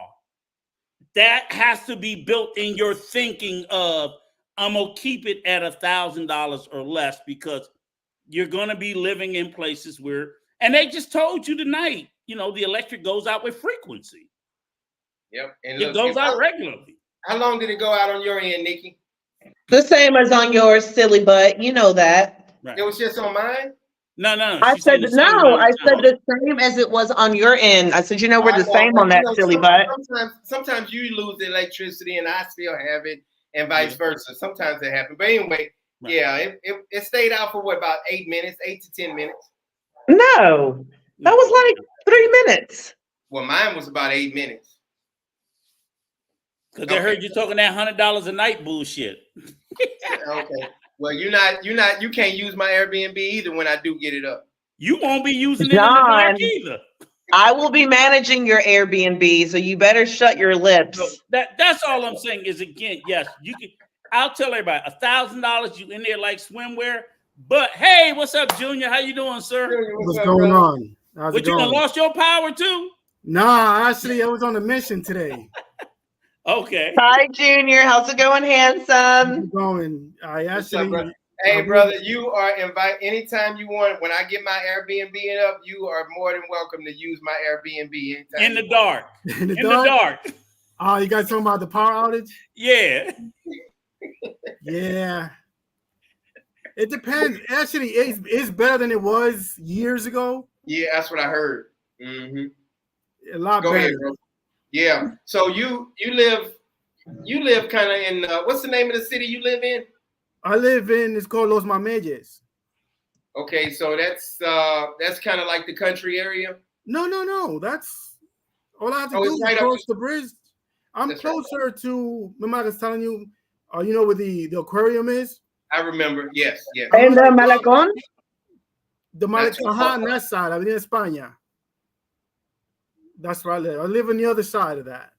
I wonder, Junior, is it when I lived in San Cristobal a couple years ago, man, the electricity would go out all the time. And like you think that was on the whole island, or that was just like San Cristobal? Yeah, it's just parts. Because there's parts still that the lights go out for 12 hours a day. Oh my God. It was like that in San Cristobal. Now? 12 hours a day now? No, but before, it's changing now. A lot of places now are 24. Like where I live now is 24/7. Yeah, you might get your little outage here and there, but not like before. Right. So it is getting better. Hey, way better. What about you? Seen those big old turbines? Have you ever seen those big ones in? Yeah, like you're going towards Bani. Yeah, Bani. Mm-hmm. What are those for? Are they going to are they using it for Rico's electricity or something? I think so, but I'm not sure because I know when you go to Salinas has I think it was a naval base over there, so they might be using that. I don't know who's using that actually. That's what I told him. I said they ain't spend those millions of dollars for poor people. No. I think that's part of the naval base. Yeah, I said either some sort of commercial. Yeah. Something. The poor people might get a little bit, but yeah. But I would say if you would live out in the country, I would invest in solar panels. That's what I would, if I ever decide to move to the country, that's what I would think of. Because they're not as expensive as they were before. Hey, one of our guys, one of our main subscribers, he said he has access to solar panels here in the Dominican Republic. So I sent you his phone number, Rico. He said he wants to talk to you. Okay. Hey, let me ask you this, Junior. In your area, do they have because we know for whatever reason, because that's the one thing I told everybody. I said it's just that's the one thing that's more expensive in the DR than the US is fucking electricity. So it costs more than the US. I don't want to brag, but I pay 41 pesos a month. Mm-hmm. What the fuck is you doing? You must be stealing it like the rest of them. What you did? When I moved, my sister-in-law used to live in this house, right? Mm-hmm. She used to tell me when she moved in, the way they set up the electricity, the wires, that's how it is, because that's what she paid. See, so we transferred the name. I put my name on the contract, and that's what I pay, $41 a month. For how long you been paying 41 pesos or $41? No, 41 pesos a month. That's pretty much what. So why is that? How is that, and why is that? Everything. All right. Why is it? Because I'm up the meter. If the meter is running correctly like it's supposed to be, and two is because it was set up that way. Whoever had this house before set it up that way. They didn't have to pay that shit. And it's funny because the guy because it's a 2-level home. I'm on the second floor. The guy downstairs, he has 3 ACs. I have 1. He has 3. Wow. So how much is he paying? Do you know? I don't know. He don't know you paying 41 pesos. No. You probably getting some of his damn electric and he paying for it. And no, I don't think so, because he's also because trust me, when I used to live in another apartment, we paid 5,000 a month for electricity. Okay, see, right? Because that's what I sit there and told somebody. I'm like, my fucking house is empty, and I gotta pay 8,000. Whoa, it's fucking empty. Right? No, that can't be. Somebody is hooked up to your electricity, and that's why I sat there and said, I said, I know part of it is the pool pump, but I keep telling my wife, I said, I don't think they got all these fucking houses wired right. Yeah, I think I'm paying some people on one side and some it just. And so I know for us, they told us that you can do prepaid, right? Yeah, you can do prepaid, but that's not all areas though. Okay, so we're going to switch to prepaid because supposedly prepaid makes the bill go down. Yeah, hey, you only charge you for what you use. Just like where I'm going to be living at now with the gas. Whatever you use, that's what you pay for the gas because it's natural gas. Everybody uses a one-to-one tank. I've been paying more for electricity in the DR. Yeah, you might want to 3 years than I've ever paid in the U. It's fucking ridiculous. You might want to look into Troy. You ain't heard it from me, but he might be running an electrical cord, and stealing your electricity. Yeah, somebody is. They getting my ass on electric. Yeah, that's kind of high. If no one's home and that's the bill I got to pay this month. Like 8,000 pesos, 7,900 and something pesos. No, the pool on a timer for the pump, or is just I just sent the timer. I sent the timer over with my wife yesterday to get installed. That's one of the main things that she's doing, so that it'll only run 6 hours during the day and then shut off the rest of the night. Because right now it runs 24 hours. It's never shut off. That's my rent. That's my rent, Rico. Now, Rico, what you could do is actually just buy a generator and have it hooked up to the 2 batteries, and that's it. And you don't have to run that to the house. Yeah, that's what I was thinking about. Somebody told me I could do solar for the pool. Oh, yeah.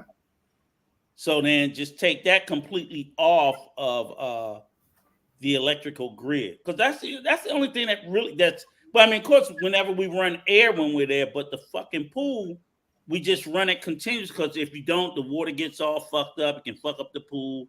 Yeah. And shit like that. So it has to run every day, but it doesn't have to run all day. Hey, So Junior, I'm gonna make see how sure this timer do, and if I can get it cut in half off of that, then I was like, okay. hey, Junior, make sure you give me your email when we get off the phone. Text it to me so I can start just sending you the link, man. All right. Yeah. I love all your information, man, especially your knowledge and being Dominican, because they get mad because all these Americans be talking. Question, Junior. I'm glad you're here. Shut the fuck up, John. Junior. Yeah. Oh, so you do got AC? Yeah, I got in the AC. bed. Oh, so who's the only nigga up here with no AC? I have to have my AC in the bedroom. Oh, you Dominican and you have to have AC. This nigga told me we didn't have to have AC. Listen, don't save him, Junior. Don't save him. You know it gets hot as hell there. Junior, say what you gotta say. No, don't save him. Music He telling all these people they don't need AC. I'm like, you out your fucking mind. No, certain time of the year when it's winter time, you don't need it because you get that cool air at night. But it ain't always winter. No, it ain't always winter. And it get hot as hell. And you go turn that fucking AC on. And what's right? bad with the house I'm in now, the sun dies where my bedroom is. I had to tint the window of the bedroom because it got so hot. Right. So yeah. So he trying to convince me, oh, Rico, you don't need no AC. I said, you got fucking Dominicans with AC. Get the fuck out of here. A lot of people here with AC. Yeah. And AC in the living room too. Yes. Yeah, so y'all listen to me. Coach be selling y'all some bullshit, but you don't need no AC. You better put that shit in your budget. Yeah, you got to. Hey, but say this, Junior. Tell them this. Most of the island, probably 80 to 90% of Dominicans don't have AC. No, they don't. Because they don't want to pay the electricity. They don't want to pay. Okay, but Junior, exactly. They want it. Of course, everybody wants it. Okay. Right. They don't have it, but they fucking want it. Yeah, like in the hood, you're not gonna find no AC in the hood. What you say, Junior? They'll come and sit up in your house all fucking day. I got to put these motherfuckers out because of the air. Well, I'm gonna be visiting Junior and Rico all the time, and Nick. Junior. You're gonna be have to tell me to get out, man. When it start getting hot. Okay. Hey, Junior, what you doing, man? I mean, come on through for a minute. Coach, I'm ready to go to bed. Motherfucker, shut up, get the fuck out. Cause that's all I'm saying is. I'm actually beat. I had a long day. I picked up my sister's friends came out here from South Carolina. Mm-hmm. I went to Punta Cana, picked them up, dropped them off at the hotel, came back here and did Uber until now. Mm. So I've had a long day. How's Uber working out there in the city? I'm doing Didi. I'm not doing Uber because they've been having a lot of controversy. It's called Didi. Didi. Is that the delivery service? Is that like petty? It's just like Uber, but they do also. That one and drive. Yeah, they do food and regular. Okay. That's a good question. Nikki had a question for you, Junior. What's that? So I brought out my popcorn because this was getting delicious. Oh. But my question is, what's the difference between Didi and InDrive? I love InDrive because of the bidding more. I love that. Now, InDrive is only cash. Okay, and Didi is both cash and credit card, or debit card. Oh my God! Yeah, okay. But a lot of people don't like InDrive because it's not as safe. Which really, I take it a lot because I get to put my own price when I do take it. That's what I like about it. I've been taking it from day one, and my ex who lives in Puerto Plata, he's a millionaire, so for him it's like. He thinks he knows everything about everything, right? So he's like, don't ever take InDrive. I know what I'm talking about. I'm like, honey, sometimes I have to take it because I get the opportunity to choose my price. And I love that. I take a motorcycle instead of a car, which is a lot faster. Wait a minute. So what's unsafe about InDrive? They say it's not as safe as like the platform. Some of the drivers before I've heard that some of the drivers were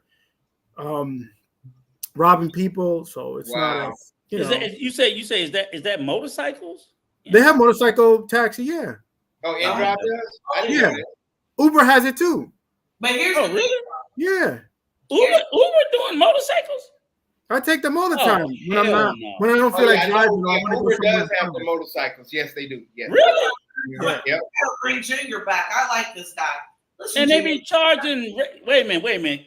Because I know I always thought all the motorcycles was what they just call moto conchos, right? No, Just- they have InDrive, they have Uber, and they have Pedido Ya, which is just food, Yeah. which is like Uber Eats.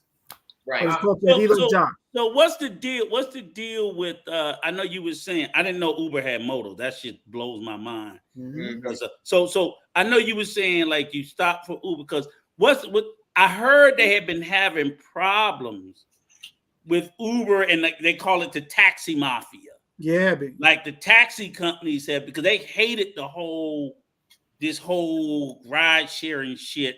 Yeah. Because they get to fuck you on the prices, but now with the competition, because in Punta Cana it's a hard thing where they don't want to let the Ubers come to pick you up at the airport. Yeah, that's You know, you can get them to drop you off, but it's hard. They'll make you like come out and go all the way down the street with your bags and shit. yeah. It's But because it's like a union. They have a union. They have a syndicate. Mhm. You know, so the people that the drivers have to pay their dues. So you know. So let me say this, Junior. One thing that I will say that I did not and that I do not like about InDrive is that I've literally never ever seen a review less than like 4.5. Mhm. And the reason for that, in my opinion, and I want you to give me your input as to why you believe it as well. I've gotten in drives before, and before I can even close the door good, they're like, let me see your phone, and they'll click it themselves. And I'm like, well, damn. No. I've had that happen to me twice. This was early on. This is when I first was like not knowing, right? But now I don't allow for that. And I'm always just like, no, I'm gonna give you whatever rating I want to give you. And excuse me, you know what I mean? And they'll ask for 5 stars. Sorry to cut you off. They'll ask, oh, put 5 stars. No, if I'm gonna give you whatever I feel on the service, on the vehicle, if you had AC.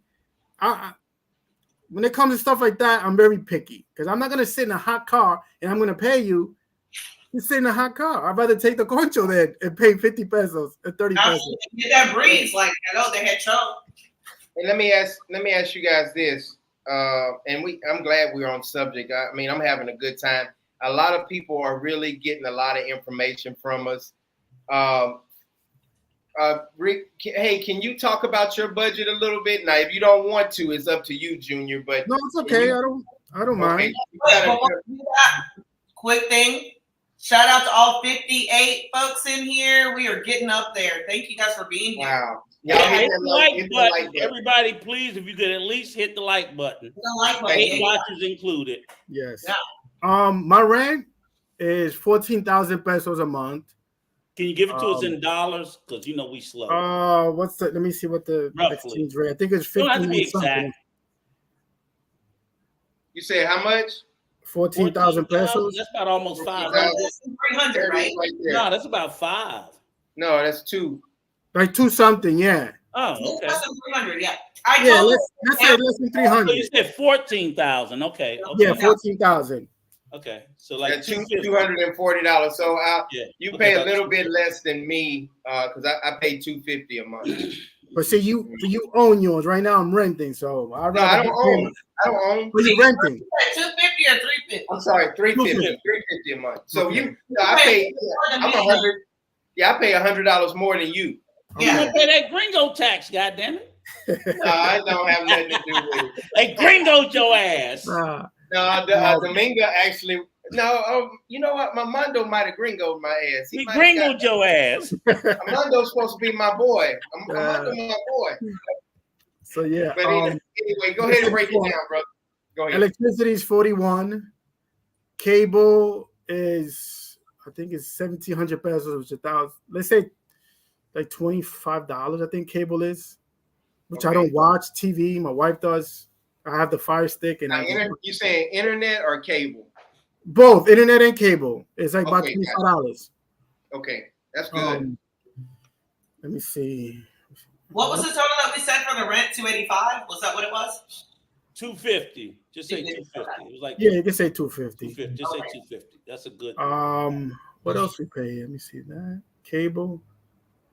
Water is like maybe it's less than 200 pesos, but I split it with the guy downstairs, my neighbor. I split it with my neighbor. So let's say I pay 100 pesos. 100 pesos for water. That's 58. Wait, 100 pesos. It's like almost $2. Almost. Yeah, almost $2. Okay. Who's in the household? You, the wife, and kids? Two of her kids. How old are they about? 16 and 13. Okay, so shit, damn near 4 adults. How much is the groceries running you? So family of 4, guys. Remember this, family of 4. I want to say, and they big kids. They ain't little kids. They grown. And they eat like wildfire. So I want to say. I want to point that out. 13. I'm like, oh, that damn almost grown. But go ahead. I'll say a month. Well, yeah. You probably have like I say weekly. You just guess. It don't have to be exact. Your wife probably know better than you, but yeah, she better know better. Yeah. I say weekly, about 7,000 to 10,000 pesos a week. Okay, grocery. So do that times 4. So we're looking at say 40,000 pesos a month. Okay. How about your gas? Wait, let's figure that out in dollars. 40,000 pesos. What's up, Haitian government? Shut up, Haitian government. Somebody tell me. Go ahead. That's gotta be about 40,000 pesos. About $600, I think. How much? About $600. Yeah. Okay. So put that, and that's a family of 4 big kids. Mm-hmm. And John is 400, so he's maybe $200 more. Mm-hmm. Yeah, and then that fits within that. Okay. And then we have car payment. Oh, okay. So now we got a car payment. That's 26,000 a month. So so I don't know. 26,000. The groceries is about, let's say 10,000 a week. So it's like, so what says 40,000 a month. Mm-hmm. It's about 600 a month. It's 679 to be exact. Yeah. From the pesos that he gave me. Okay. So what's the total? Well, so you got a car payment. The car payment? How much? Car payment is 26,000 a month. Okay, so see, I won't have a car payment. So let me tell Junior, mine was almost $1,000 all my bills. So let me ask you a question. Okay, so this is what we can compare with yours. Is okay, what car do you have? Gas or propane? It's gas. Okay, how much? And see, now this is the difference. The propane, huh? It's a Hyundai Santa Fe. Right. Yep. So the propane is cheaper, but the fucking gas is expensive. Yeah, like my car. My car is propane. Hers is gas. Oh, okay. Wait a minute. Yours is propane. Hers is gas. Yeah. Okay. So approximately, how much are you spending on gas, say, a week? Well, her car a week is about 6,000. See, so that's $100. That's almost $100 a week. Mm-hmm. So she's spending about. He's saying it wrong. She travels more. She travels more than me. Listen, he says 6,000 pesos a week. That's no, but Dominicans. Let me ask Junior. Slow it down. Junior, and Nikki knows this. When they say in the Dominican Republic, when they say gas, that means propane. When you say gasoline, he just said, okay, your wife's car, gasoline. How much? Okay, 6,000 pesos. 6,000 a week. Exactly. But he had already told me his wife's car was gasoline and his is propane. But Junior, you understand where I'm coming from, right? Yeah. I did too. That's a good point because I wasn't too sure. I didn't know. Gas is LP gas. It's confusing. How much do you spend 6,000 pesos a week on gasoline for the car? For her car. For the car. Right. Okay. So that's about $100 a week, so roughly $400 a month for his wife's car. Yeah. For your car, for propane. You figure it's $1.47. Well, $1.47. 147 pesos a gallon. Today I put 11 gallons to fill it up, which that was 1,600 pesos. And that lasts you about a week? No, that only lasted me half a tank. Okay. To go from Punta so you'll say maybe 3,000 pesos a week for you. Yeah, roughly. Okay. So because I went far today. Month. Today I went further, right. So I usually don't. Right. I usually stay local. Okay, so his wife's is about $100 a week. His is about $50 a week because he's spending like 300 pesos. Right. So, like you said, the propane is cheaper than the gasoline because I know that gasoline that is like a fucking wildly expensive, which is much higher because the U.S. government supplements our gas, but we're paying less than $3 a gallon. In the DR, it's almost $6. It's 290 pesos. Yeah. Right. Hey, let me go back to, and while Nikki looks that up, I'm gonna show you, Rico. All right, so from my house on Uber, I'm going back to Uber real quick. So I pulled it up. Can y'all see that? You can tell us. Yeah. Okay. All right, so there's the bike right there, Rico. You can get a bike. Okay, I'm not getting on the motherfuckers. I'm just telling you. I can't. You can. I can't. Can you just shut up and let me explain? Go ahead. I'm listening. All right. It's 600 pesos to go to the airport from my house. So that's like $12. And then for Uber car, it's 700 pesos from my house to the airport. So that's what, about $15, $15. So 700 pesos? Yeah, maybe. Yeah, $14. So that's how much Uber costs from my house to the airport. And my house is 10, 15 minutes away from the airport. That's what, like 100 or less peso difference? What's that? 600 pesos to get on the motorcycle. I'm paying that extra 100 pesos. Or 700 pesos to get in the car. Right. They need to cut it out. On the moto, they need to bring that right on back down to 300 peso. And like they hire somebody. That's ridiculous. Let me tell you something. That is. And I ain't getting on it. Period. First of all, I don't take the moto far. The furthest that I've ever been on that was different. I was drinking that night, and I was with my family, so that was different also. But we were on the back side, like in the country, and there were like no cars and stuff. But anyway, in general, I don't go more than 2 miles on a motorcycle. Like, I'm not gonna do it. Sometimes I risk it because I love. You're from here though too. So I don't want to sit there and say. No, actually, you know why? Because I had a bad motorcycle accident when I lived in the States. Oh man, I'm sorry. And I broke my leg. I had 2 rods in my left arm. I broke my left leg in 2 places. And people say, "Oh, were you scared of motorcycle?" No, I guess I'm not.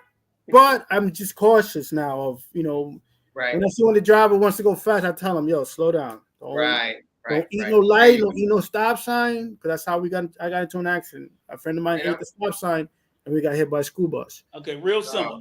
I have a motorcycle. I ride motorcycles. Those are the only motherfuckers that I get on. Are the ones that I'm controlling. I'm not getting on with another person. If I'm driving it, I'll do it. Other than that, fuck you.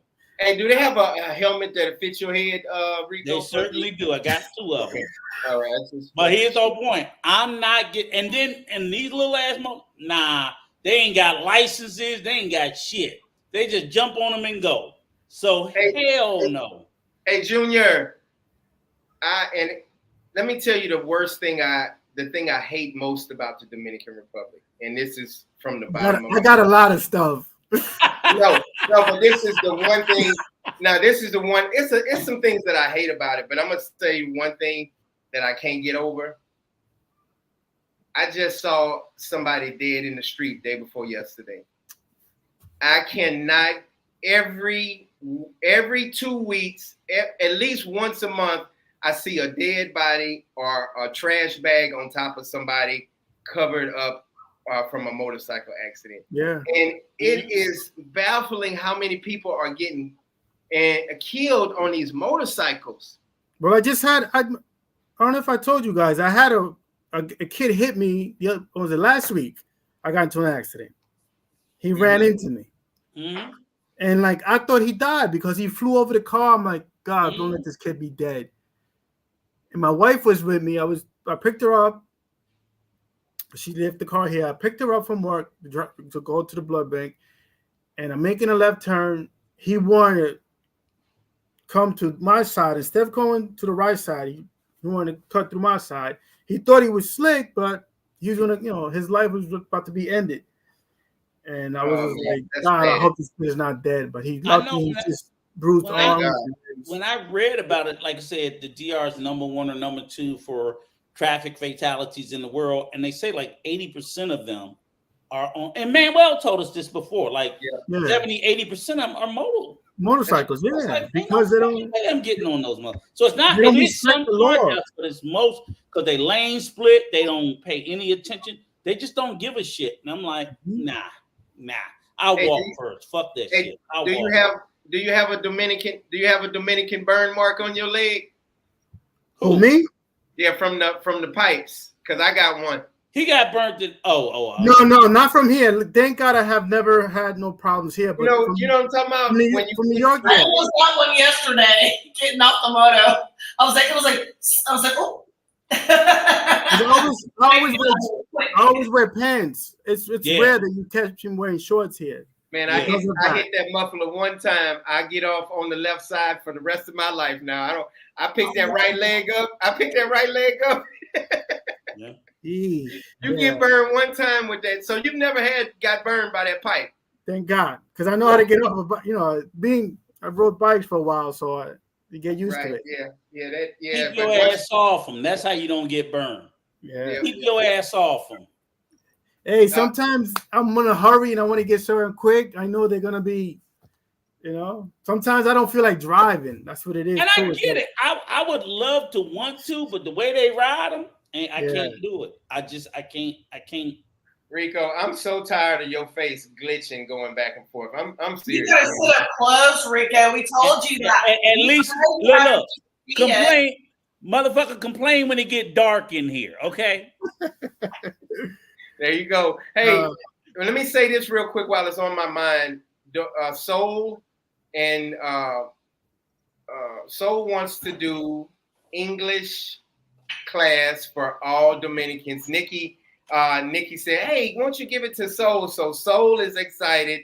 Junior, if you know anybody, girl, boy, or anybody that lives in the Dominican Republic, Soul will be doing a live teaching Dominicans and anybody across the world that wants to learn how to speak English. Okay. Soul is going to do her own live. So I'm so proud of her because Rico kind of got on her behind, like doing stuff. So she's going to start working and making a couple dollars. So she's going to do live. So if you have a girlfriend or wife or anybody that wants, it can be a kid to come on the live, Junior, and let them know that they don't have to pay any money and they're going to practice on their English. Cool. Let me ask Junior a question because you said it. Give me like the top 3 things that you dislike about the DR, because you said it was hundreds of them. And I believe you, and I appreciate your honesty. Your top 3 that you dislike and the top 3 that you like the best. And number 1 is traffic. Okay. All right. These are your dislikes. Traffic. Yeah, traffic is fucking horrible. And then let me just, while he's thinking on that, I'm going to come in and let you guys know about something that I also have going on, because you just triggered something in my mind about that, as far as it relates to the tutoring and the whatever else. So while he's thinking on those answers, I will also be doing my own. I've already been doing tutoring, but now I'm doing a different thing where I'm teaching Americans Spanish, or whoever Spanish. So I'm looking to fill a space. I have 10 spots, and it's a weekly thing. It's only like, I think, $25 per week. that you come in there 4 days out of the week. I have a morning time, a morning slot, and then I have an evening slot. So what I'm going to do, I'm going to put that on our community post. You guys will be able to see the morning slots and the evening slot. So just be looking forward to that. I definitely wanted to do my shameless plug as well while we're talking about tutoring. And I'm so proud of Soul for getting in there and doing what she's really, really good at. Right. Excellent. Thank you, Nikki. Hey, Junior, number 2, Junior. Number 2. I gave you time, Junior. I know, it's a lot, but I'm trying to pick the top 3. You can talk bad about your country. Go ahead. You know what it is? I guess since I spent so much time in the States, I left when I was 8, and then to come back, and it's like a whole different world. When I left here, my block was a dirt road, and now it's paved, and there's, buildings and stuff. So it's like, it's different. But so I want to say some of the attitudes here, like you go places. Like I went to La Sirena to buy oh my goodness. You put your phone in the car to hold like a car holder, phone holder. Right. So I asked the lady, where can I find it? She's like, oh, ask the other guy. I'm like, wait a minute, but he's busy with someone else. Why can't you just? So then she goes to attend someone else, and the lady's calling her to ask her something. And it's like they feel like they're bothered when you ask them for help there and in the banks too. That irks me. It's like the customer service. Customer service here. Customer service. We are horrible. Horrible. You're right. You're spending your money, but you got to beg them, right? And I'm going to add this to that. I was in Boca Chica last week and at the Asian hair store. And I saw these 2 girls standing there that clearly are working there because they're stocking things. And I'm like, hey, usted me puede decir cuál es el precio? Asking the price of something. She turns to me, the both of them, they laugh at each other and laugh at me and say, yo no hablo español. And I was like, oh my God. Well, of course they're Haitian, and I'm looking at them like, well, I don't speak Creole or French or anything. So what do you want me to do? And how dare you get an attitude with me and treat me like I'm wrong for asking in the country that Spanish is spoken? Like, are you kidding me? When I tell you I was pissed. So that's another thing, subscribers. You gotta listen. You gotta build. The traffic is horrible. The customer service is just. I think it's across the board with everything. I'm gonna go ahead and say this because me and Rico talked about this. No, let Junior get to his number 3. No. Junior, okay. I'm gonna talk about the grocery store again because Dominicans have no damn boundaries. They get on your ass. They get close to you at the grocery store. I'm putting my damn debit card in and they looking over my head like this, like what the hell are you doing? They get real close to you. And so that's one thing that I can't understand. And then they skip you sometimes. Yeah. So anyway, that's what I wanted to say. I'm like, sometimes I do like this sometimes, just I make their ass get off. And that's so true. I've gotten really good at that. Like when I first got here, I would let people, front me and stuff like that. And now I'm like, oh no, you won't, not today. I was here first, and I've even said it. I have said it to them. I have said, excuse me, yo llegué primero, usted lo sabe, ya yo estaba acá. And they're like, oh, está bien. That's okay. Yeah, you got here before me. You're right. I sure do. You know what else I did the other day? I don't know if I told you guys this. I was at the airport going to go pick up this girl, and I was standing in front of the little yellow line, and the little security came over to me, and he was like, hey, you got to get behind the line. I had no problem with that. But then I look over, the Asian man's all in front of the line, the Dominican ladies all in front of the line, a little kid is running around. And you know what I did? I said, you know what? Today is the day. Because you know what? He's going to learn today. So I walked over to him. I said, "Excuse me, sir. Let me ask you a question." He said, "Yes, ma'am." And he had a smirk on his face. He was like, "Yes, ma'am." I said, "Now, I know you see this Asian guy in front of the line that you told me to get in back of." He said, "Well, what you want me to do? You want me to yell at him?" I said, "And do. I would like for you to yell at him how you yelled at me." He said, "Okay, girl, I'll do it." I said, "I appreciate it." And he went right on over there, told that little Asian fella, "Hey, buddy, behind the line, I've already spoken to you." And then he gonna look at me. And then I did like this.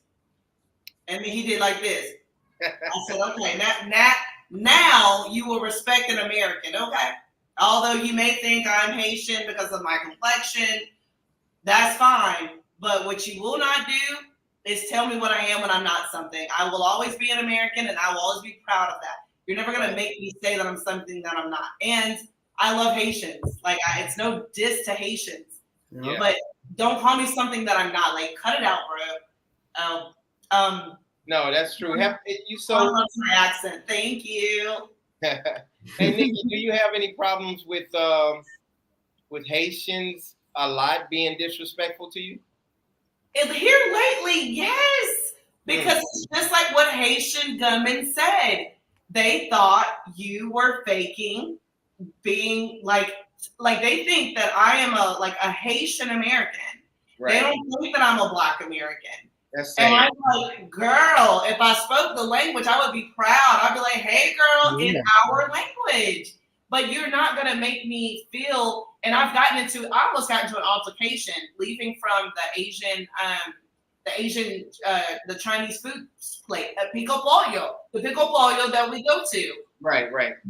God dang Haitian girl followed behind me to argue with me about me being Haitian. I'm like, girl, you work here. Do you want to lose your job? Don't argue with me. Do your job. I said I'm not Haitian, and I don't understand what you're saying to me right now. Like, get the F out of my face. Are you crazy? That was one of my Karen American moments for sure. It pissed me off. The nerve. I have a lot of Karen moments here. Yeah, you do, Jerry? Hey, yeah, because honestly, to be honest with you, when I lived in the States, I grew up in the suburbs, Long Island. Then I moved to the South, Pennsylvania. But I was very mellow, quiet, shy. I come back here and you have to have a tough skin. You have to have that show. Don't take for nobody because they'll step all over you. Right. It's like New York. That's how I feel. Like I have to get gangster, and I'm like, exactly. I want to be loving with you, bro. Like, I don't want to have to get gangster, but I have to keep giving my gangster. Like, all right, we're doing that. Cool. Tato, vamos a hacerlo entonces. Like, hey, Junior. I'm sorry, Nikki. Junior, I'm gonna call you tomorrow. Hey, Rico, my back. I'm starting to have back spasms, so I'm gonna go lay down. And y'all go ahead and finish it up. Your light's about to go off. He said your light's about to go off. Hey, Junior. He's on a timer. Internet connection. What was that? He said Verizon. Can you hear me now? Hey, real quick. When I get my shut up, Junior. See that? You acting like Rico now, Junior. That's good. You really part of the family because we score. Everybody score on each other, make fun of each other. I love when people make fun of me and damn right. I love it. I love it. So anyway, y'all take care. I'm gonna go lay down and take some more of my medication. Go lay your little crackhead ass down. All right, y'all. Nikki, love you, Nikki. Love you. All right. You don't love me? Shut up, Rico. Fuck you. Wow. I was gonna say this for me. One thing, and I'll let you finish your list after. Is like I said, and then people always get it like really weird. They think like, well, how can he say these things about the DR? Like, and he want to move there. I'm like, because here's the funny thing about it. Like, I was talking to on Bridget's comment earlier today, and it was the weird shit that got me, and that's why I said I don't understand people, right? because I pointed out some things about the dynamic between the Dominican Republic and Haiti, right? And they always do this knee-jerk shit. Well, you know, so the guy wrote to me like, Rico, have you ever been to Haiti before? And I was like, no. Are you trying to send me? Are you trying to send me a trip? Why would I fund your trip there? You know all the time. I was like, look, I said, I have empathy for the people in Haiti. I said, you know where else I've never been? I've never been to Gaza. Oh. I've never been to Ukraine. Of course. And I care about those people too. So you don't have to be in a place to care about the people that's in that place. I care about what's happening to the Palestinians in Gaza. And I have no fucking intention of going over there in the middle of a war. I care about what's happening to the people in Ukraine. I have no fucking intention on going there in the middle of the war. So people can speak out about a thing. And it doesn't mean like I don't hate Israel because of what they're doing to the Palestinians in Gaza. I just want the shit to stop. Yeah, you want That's peace. how people on the outside look at things, and stop telling people that they need to be there to have some say, because they don't. So I always tell them, like, when they always be like, you know, why would you come here and you want to complain? I'm like, the same fucking way all the Dominicans go to America and they complain. We all complain in America. They complain about the weather. They complain about the taxes. They complain about the prices. They complain about everything. And you know what I sit there and tell them? It's your God-given right to complain. I don't tell them go back to their country. No, we all get to complain. That's the part of nature. It's just part of, you know. What I would like to see change about the DR, what the thing that I just like is, one, other than the two things you named, I certainly wish they would have some sense of timeliness. Because they fucking late for everything. Woo. just like, oh my God, y'all just don't give a fuck. You have to understand, all you have to do is simple math. Your time that you want things to happen, just like minus negative the 3 hours, and then you're good to go. That's how I literally have like 2 or 3 that come and do work for me. And I'm like, you can charge me whatever the fuck you want. You just better fucking be here on time. That's my biggest beef with my wife. Yes. And they are so adamant because they're like, I'm like, if you fucking late or you don't show up, I'm done with your ass. I'm done. I'll never call you. You'll never get another fucking dollar out of me. But you are not going to make me sit here and wait on your ass. And then pay you for it. Right. Listen, So if you, and I'll ask him like, okay, Junior, what time you coming? Oh, I'll be there at 10 o'clock. You better fucking be here at 10 because I didn't tell you to be here at 10. You told me. Of course. Yeah, the time that so if you tell me, I'm holding you to your time. Oh, why you fussing? Because motherfucker, it's now 3 p.m. Well, and you told me 10 a.m. and I'm sitting here all day. I'm gonna tell you this. My chauffeur, which is also now my best friend, Melvin. And for those of you who follow me on my page, Melvin's the one that I'm always freestyle rapping with. We're always out together having a blast and cutting up. He has always been actually early for me. And I'm always like, you got to remember, I'm coming on Black people time still though. So I'm still going to be my little bit of late, at least 5 or 10 minutes for sure. And then I live on the 4th floor. So I have to go all the way down. Side note, Rick James, thank you so much for your what is it called? Super chat. Yes, thank you for that. And guys, by the way, do not forget, we still have our memberships available. So for you all who are typically doing your live chats or your super chats, just remember, if you want to do a little bit less, you can do more by becoming a member. And then your name will be green, where everyone can see that you are a member. I'll show you a quick little example of what that looks like. So it looks like, let's see here. Where's Dr. the PhD doctor? I'm sorry, guys. I'm having a hard time finding it. While you looking, I'll tell people this too. Please don't think, because you get that, and I probably spend as much time fighting with expats and foreigners as I do anybody else, because even like with Coach, like I'm always fighting. I'm like, stop telling these people this crazy shit. So when, like I said, my pet peeve about being late, don't accept that. Do not accept that. If you're paying for a service and they don't show up on time, stop doing business with them. Don't go with you'll have people here, oh, tranquilo my ass. Okay. I don't want to hear that bullshit. You told me a day.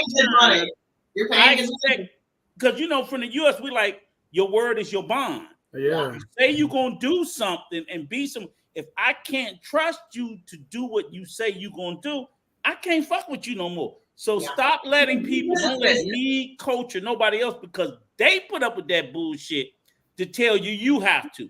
There are Dominicans that will make that fucking time. You just gotta put that demand on them and like, hey, I don't care what you do for nobody else. You already hit me with the gringo price. I already know you fucking me on the price. You're not gonna fuck me and be late. On the time too. Yeah, you're not gonna be both, okay? Now hold on a second. Yeah. So that's all I say is if you're gonna get fucked on the price, don't also get fucked on your time. Right. It has to make sense. Absolutely. Yeah, it makes no sense. So you got to push back on things like that. So you get, expats and foreigners are we telling you that you need to come over here and be late like them. I'm like, no, the fuck, no, that's that's crazy. And the last thing I would say that probably bugs me the most about them is I wish they would complain. When I sit there and said how they complain in the U.S., I wish they would complain more in their own home country, because I would like to see changes for the Dominican people, like better health care. You want to see them make action. Yeah. Well, when I say complain, I mean like protest. Right. So when I say complain, I mean protest. I'm like, fight your elected officials for better health care, for better education, because they can do it for all of you, for better housing. I don't want to come and just for me to have it. I want the whole country and economy because it can be better. But y'all are telling us to be quiet when it's like, no, you should be fucking bitching too. Matter of fact, I don't have any say. I'm just trying to help educate you because they ain't listening to me. I'm not a citizen. I plan on becoming a citizen and getting my residency. But until then, I'm like, stand up and fight for yourself. I watch so many poor families that were women, single moms, and they're living on so little. And I'm like, this country can do more for its people. Absolutely. But the people don't speak up. Yeah. Well, listen. They're very prideful about themselves, but I'm like, but the people that's supposed to be fucking helping you, you're not making them help you. Right. Listen. That's my biggest issue. Rico, we got to get back on track because we were he did his one. You already, Junior, you did your 3 things that you don't like already, right? You got to do the 3 things he liked. So now we're looking for the 3 things that you like or love the most. Before I continue, too, Quan 1993 asked if there was Lyft. No, we don't have Lyft. Just Didi, Uber, and InDrive. That's his question. And that's the other car share service, Lyft. Yeah. Yeah. Okay. What I do like the most. Your the top most, 3. The ocean. Okay. I'm Aquarius. I'm a water baby. I'm like, I love Serena. So I'm with you on that. I love water. I guess the when I go out in the country, the clean air. Yeah. The peacefulness. Mm-hmm. I don't know. I just feel a sense of freedom here when I'm out, like that I didn't feel when I lived in the States. Like I could just walk to the store and just like, I don't know, it's a different feeling. It's I guess you would have to experience it. It's hard for me to say it unless you experience it for yourself. Just living there for so long and then coming back here because, like I said, I left when I was a kid. Mm-hmm. So it's just that freedom of just like, oh, I'm walking and I'm just doing what I got to do, and I too do think, like, for me, one of my most favorite things is obviously the beaches, number 1, and then I would say number 2 is, and it's kind of like, well, goddamn, Rico, you just said the opposite. I said, yeah, but it's different. I think the second most important thing to me is the pace of life. It's a slower pace of life. Yeah, not as fast as the station was. Right. The stress. Everything is like. Except for when you're in the capital, though. In La Capital, everything is like. Yeah, it is. Yes, I live in the capital. I would say outside it, the pace of life, I love. That's my second most. Except for your ass still need to be on time. So that's why I'm like, be on time for what you paid for. But other than that, outside of that, when it's like, I love just the leisure pace of and that's in the people. That comes from the people. Yeah. Everybody's on tranquilo, and I'm like, I love it. 99% of the time. Tranquilo. Okay. You put 2 L's. I'm drinking, Junior. It's all right. That's our way. Hello. So everybody's tranquilo, and I love it. Yep. Except when your ass supposed to be on time for some work now. Then you're not tranquilo. No. Get your ass here. Exactly. But that is like when I go there, I'll be honest with you, because here in the States, we grind. So when I get there, be like, sometimes me and my wife came there for a whole week, and I swear I think we left the house like once. Yeah. Because like literally, like it was just the whole piece. And I was like, that was like the best vacation we ever had. Because every other time we had family and I want to go here, I want to go, and with just me and her, it was like, man, fuck this shit. We just enjoying the house. We come and we drink coffee. It's quiet. It's all that stress was gone. So that I live 2 blocks from the ocean, so I walk the dog right on the ocean. Yeah. Wait, hold on. So you live in the capital, but you're by the ocean? Yeah, I live by where the aquarium is. The aquarium is there. Oh, that's right. Yeah. See, in my mind, when I think of La Capital, I think of like the city. Well, remember, there's 2 sides of the Malecón. There's the side in Distrito Nacional, which is the middle of the capital, and then once you cross the bridge, Santo Domingo Este, we also have a Malecón. Oh, so it's a different Malecón. Yeah. Which we call it La Avenida España. Mm-hmm. I love the Malecón. Let me tell you something. When I lived in for a little while, I lived in Alma Rosa. It's only 10 minutes from the Malecón. Yeah. It's quite close. And I thought to myself, oh my God, I've got to maybe catch a cab or something every day to come here and just sit on the ground and earth. If you guys don't know what grounding is or earthing is, what that means is you sit on anywhere outside and you put your bare feet either in sand or the grass or whatever that you're touching the earth. And it's a way to get yourself regrounded. It's a way to connect with God or whatever your belief is, right? With your creator. So that was one of the things that I loved about the Malecón, that I could go out there and I could meditate. Yeah. There's certain places where you can do that. I need to know more about where you're talking about the 2, Junior. So maybe off camera, you can shoot me some emails or something showing me about these places, because I'm here in Juan Bosch. You're not that far, like from where I want to say from Juan Bosch to my house is maybe 20 minutes.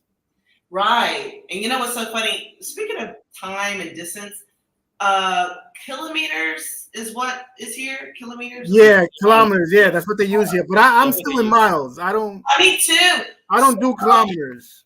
I was gonna ask you. So like when I see something on my phone that says like 10 kilometers or kilometers. Yeah, you can change that on your phone too in the setting.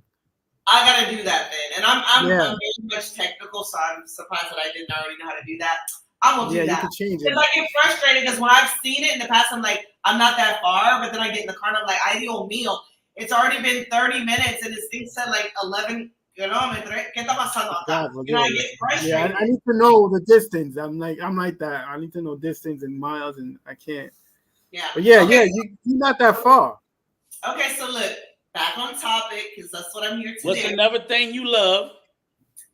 Number 2, another thing that you love about being here. Fresh fruits. I get fresh fruits every day. It's like in the States, I guess, like you would have to go in the grocery and pick it, and but here I feel like it's coming straight from the fruit, from the trees, and then right to your plate. I get fruits, I get avocados, I get something I get in the morning, like vegetables, Mm-hmm. That I like having that fresh, you know. Do you have trees out front, or like it's at the? No. I'm saying buying it from the people that come by. And I do have an avocado, not a mango tree where I live. Okay. Yeah, so we get mangoes all the time. And in my aunt's house, she has a cherry tree that I go get cherries from.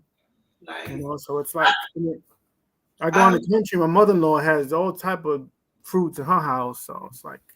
Oh, that's so dope. I have a question.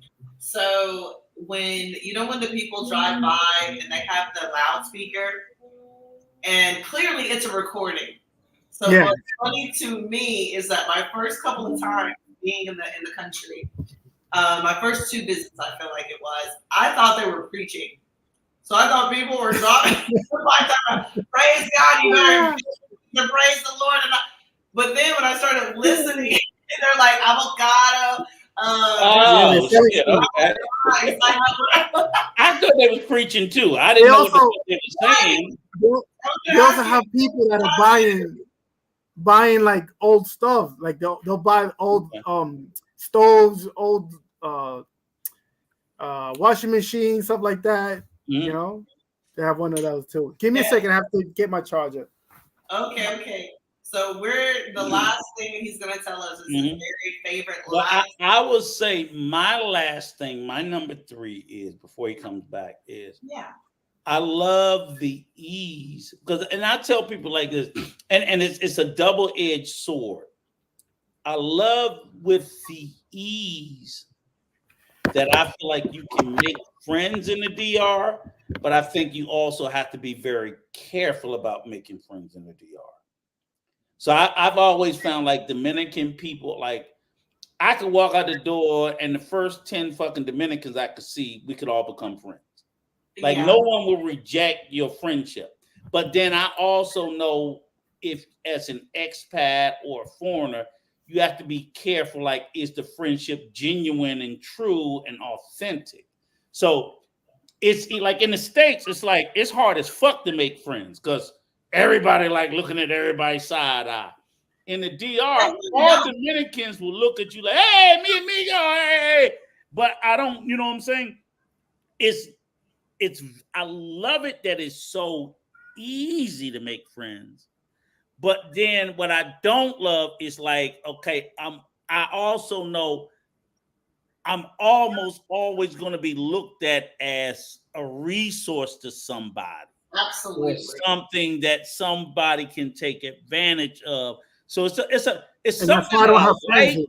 Yeah, something that I like. And my wife, like I said, my wife is Salvadorian. She's like, she be cussing me out in Spanish. I was like, because I'm fucking friendly and shit. And she comes from that mindset from Central America where like, no, everybody's always trying to get over you. Boom, boom, boom, boom. And she be in my ass. And I'm like, but God damn it, I got to make friends. I can't. On top of that, does she not know you're Rico? You're not. Yeah, I know. I'm like, I can't live in a bubble. But she like, no, she knows how I am. Right. And she's like, boom, boom, boom, boom. So she's also protective over her. Yes. So I like it.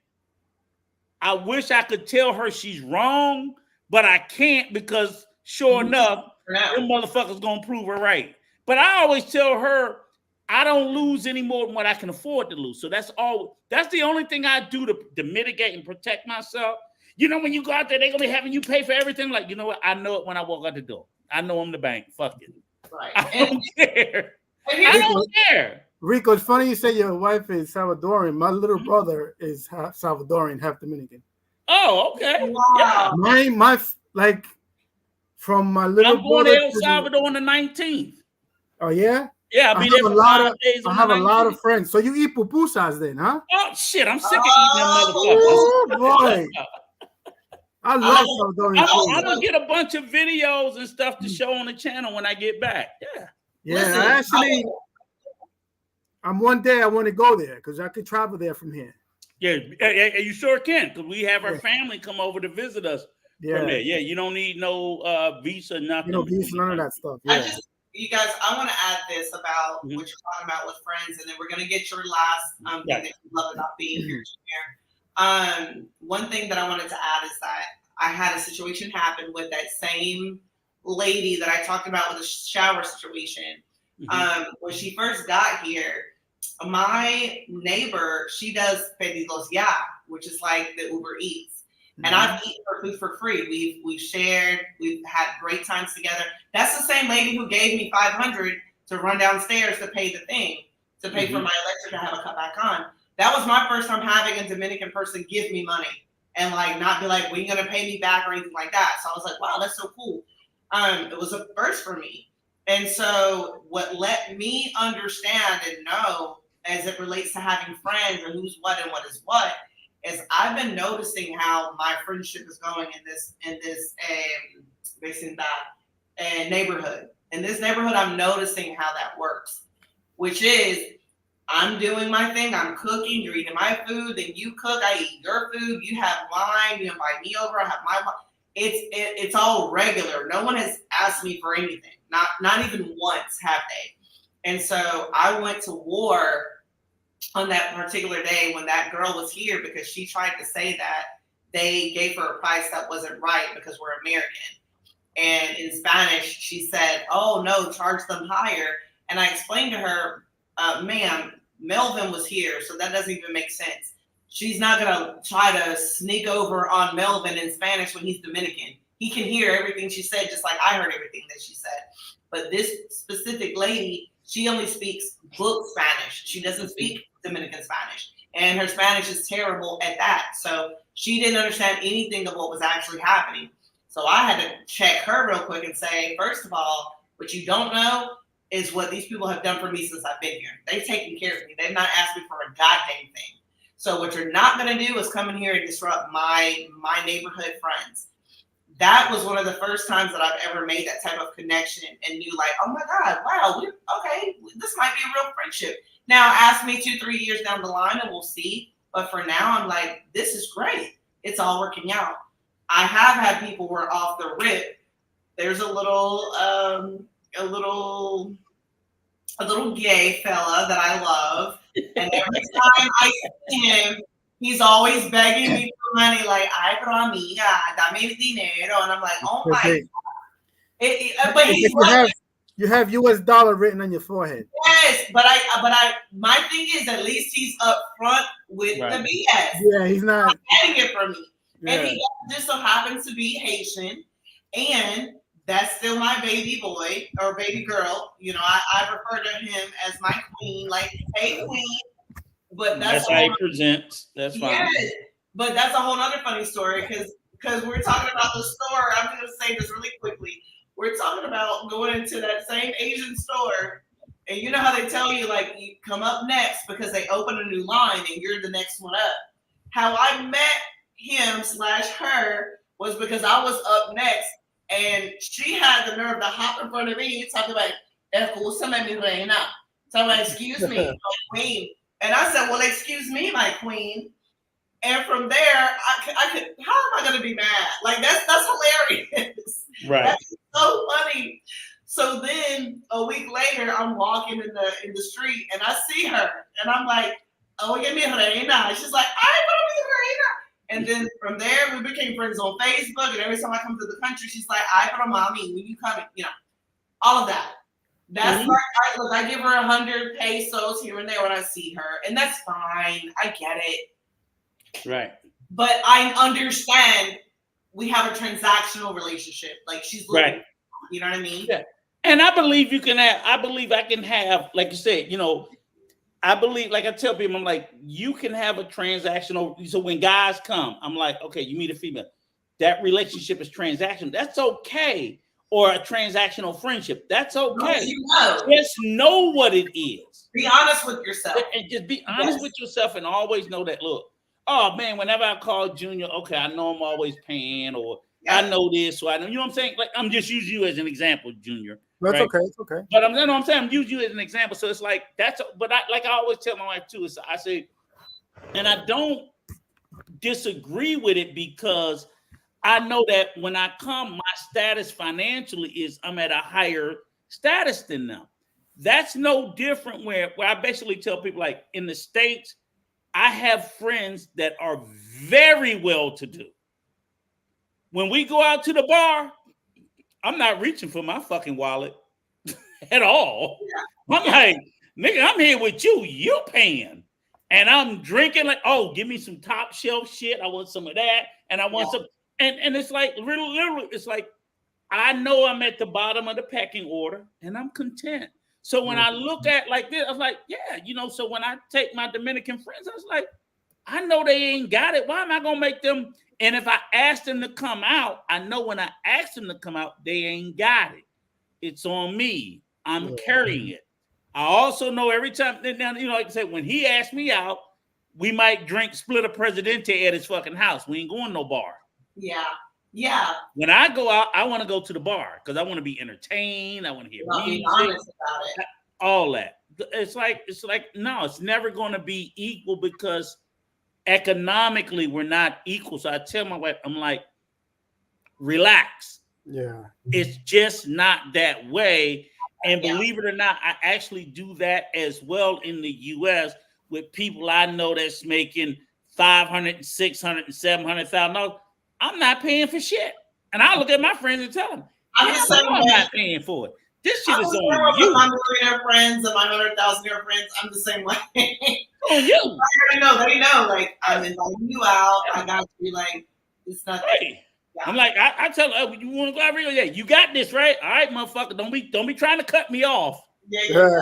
Don't be trying to cut me. I'm going in. But I know they have it, and I know no matter what I do, it's not gonna make a dent. And for the most part, most of them, they're not trying to make a dent in my pocket.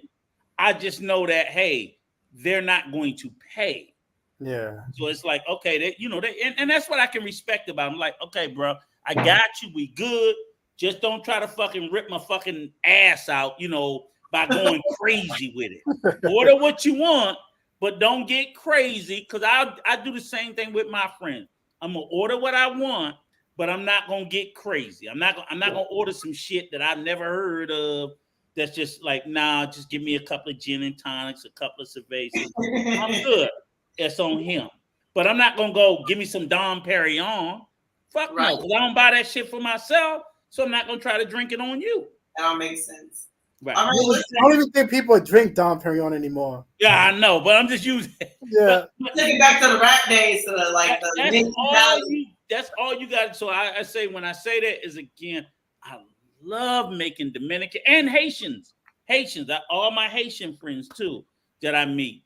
But again, I also know that, most of these friendships will be, of course they do ask me for other shit, anytime they know. It gets to the point where literally, and we do the same thing with my wife's family. We go to El Salvador. You can't tell them you coming. No. Yeah, right. Okay, Junior, right? Hey, I'll be down there next week. Oh, it is. It's like they feel like it's like you come, your suitcase, your underwear, your socks, and everything else is theirs. Like, no, my dude, like, it's not like that. Oh my God. Okay, listen. Exactly. We are coming up on 3 hours. Yep. In 2 minutes right now. Right. So, Junior, what's your last favorite thing? Because I've got to get to some drinking and doing things, because I have to leave the country, like I mentioned to you guys, to go and get my goddamn dog, because this fat back loser did what she did. Anyways, get to it. What's your number 3? Don't talk about your dog like that. No, I'm talking about it. I know I'm fucking with you. I want to say she's a dog too. I want to say the people. Yeah. Dominican people are so, well, the ones I've met and the ones I've, they're real humble. Like, matter of fact, something nice happened to me today. I had to change the wipers. I was going to do it tomorrow, in the car. So I didn't have any cash on me to give to the guy. So I told him right away, I was like, don't change them. I don't have the money on me. He said, don't worry, it's on me. I felt so bad and good at the same time. It's like, this guy's in the street selling things to make money to bring home, and he just gave that away.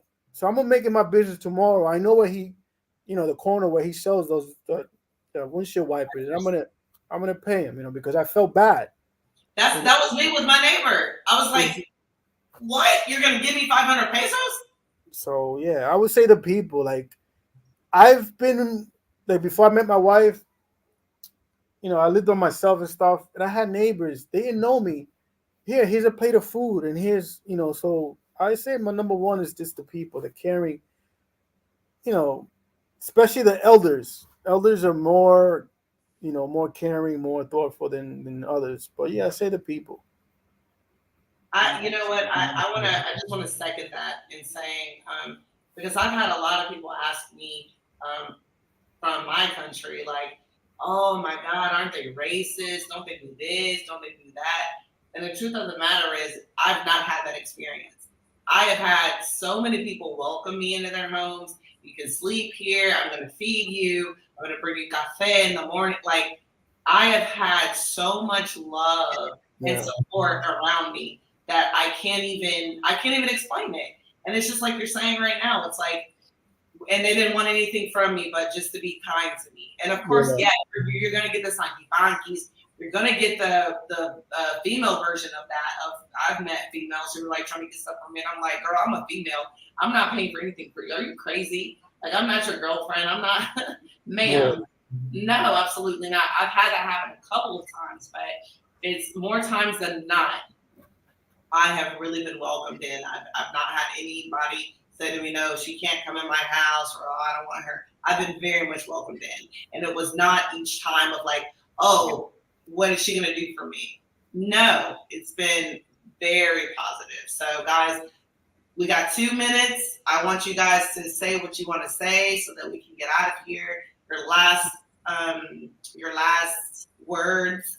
And then we're gonna leave from there. So, Rico, go. Yeah, just great live. Hopefully, we gave out some useful information to people. And again, as far as how you're gonna live on the island, whatever, look within yourself. Make sure that you set up your standard according to what you're comfortable with and what you can sustain. It's not my budget, it's not Junior's budget, Nikki's, or even Coach, it's yours. So with that, I have nothing else to say. Thanks. I'll see you on the next one. Thank you. All right. Good night, guys. Good evening. So what I want to say is we had a great live today. I think that we did get a lot of information out. Junior, we definitely have to have you come back. A lot of people love to hear Thank you. all of this stuff from an actual Dominican who lives here.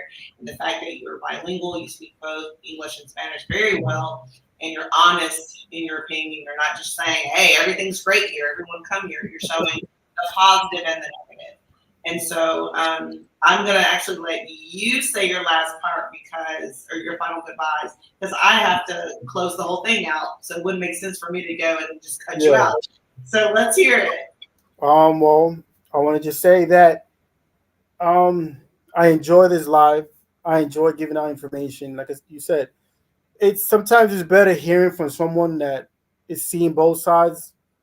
I've lived in the States. I live here now. So it's like I've experienced both.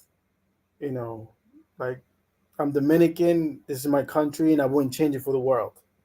So, I hope anybody that comes here enjoys it. Don't always focus on some of the negative things, because there's negative things anywhere you go. You could go to Japan and you're going to hear negative. So experience it for yourself. You're going to come here, enjoy it. I just have friends of mine that came here for the first time, dropped them on Punta Cana for 7 days, and I hope they enjoy themselves. So just come here, enjoy yourself, and I look forward to the next Sunday. Absolutely. I think I will I think I'll be fighting John to tell him we have to have Junior back next Sunday with us. You've been so awesome, so pleasant, and thank you so much for being with us tonight. And all right, you have a safe trip. Yeah, I'm not leaving until like a month, so I'm still okay. So for now, since now I have to go back because of what happened. I'm gonna party it up and let these last like 20-something days be like, oh, vacation. You know what I mean? Like I'm spending, I'm going to the beach. Like I'm gonna do so much awesome stuff. So and then I'll be ready. We should, John, yourself, we should, try to get together so we can meet each other, in person. Yeah, So do I'll that. do is, I'll send John. Well, John has my number. You can get We'll my do number a, from we'll do him. a chat. We'll do a group chat and we'll Yeah, get we'll together. do a group chat, and then Hopefully, Manuel can be a part of it too. yeah, Can you Manuel, believe he's that's my boy? like my brother. Listen, that's my guy, and I still have not met Manuel in person. And he promised me a month ago or two. Yeah, he's a hardworking man. Trust me, I haven't seen him, I want to say, in a year. That's what I'm saying. On the phone. He's sometimes busy. He's just busy. He's a busy fella. Yeah. So, but anyway, like you said, we'll get together. We'll do a group chat and we'll record something, and that'll be fantastic. All right. Thank you so much. Have a good evening, and I look forward to seeing you soon. All right. You too. Have a good one. You too. Bye. Bye-bye. All right, you guys. So tonight was quite the show. Oh my gosh. We had a record number of people here. I think it's the most that I've ever seen being on the show. And I love you guys for being here. And as I always say, please become a member. The lowest one that we have is a membership for like $2.99. Very cheap. Just to help the channel to continue to grow and do what it is that we need to do, and to also donate to the orphanage. The money that you guys are donating, we always go out and buy a crap ton of food and take it to the orphanage. So thank you so much. Love you all. Have a great night. And don't forget my channel, okay? La Nikki Oficial. I'm going to put it right here. La Nikki Oficial on YouTube, okay? So there is my channel. Please, La Nikki Oficial, okay? I thought I had signed in for my name, but I didn't. Anyways, you guys have a great night. Love you. Adios. Nos vemos. Don't forget, I'm doing my tutoring as well, and I'll be putting it up soon. Have a good night.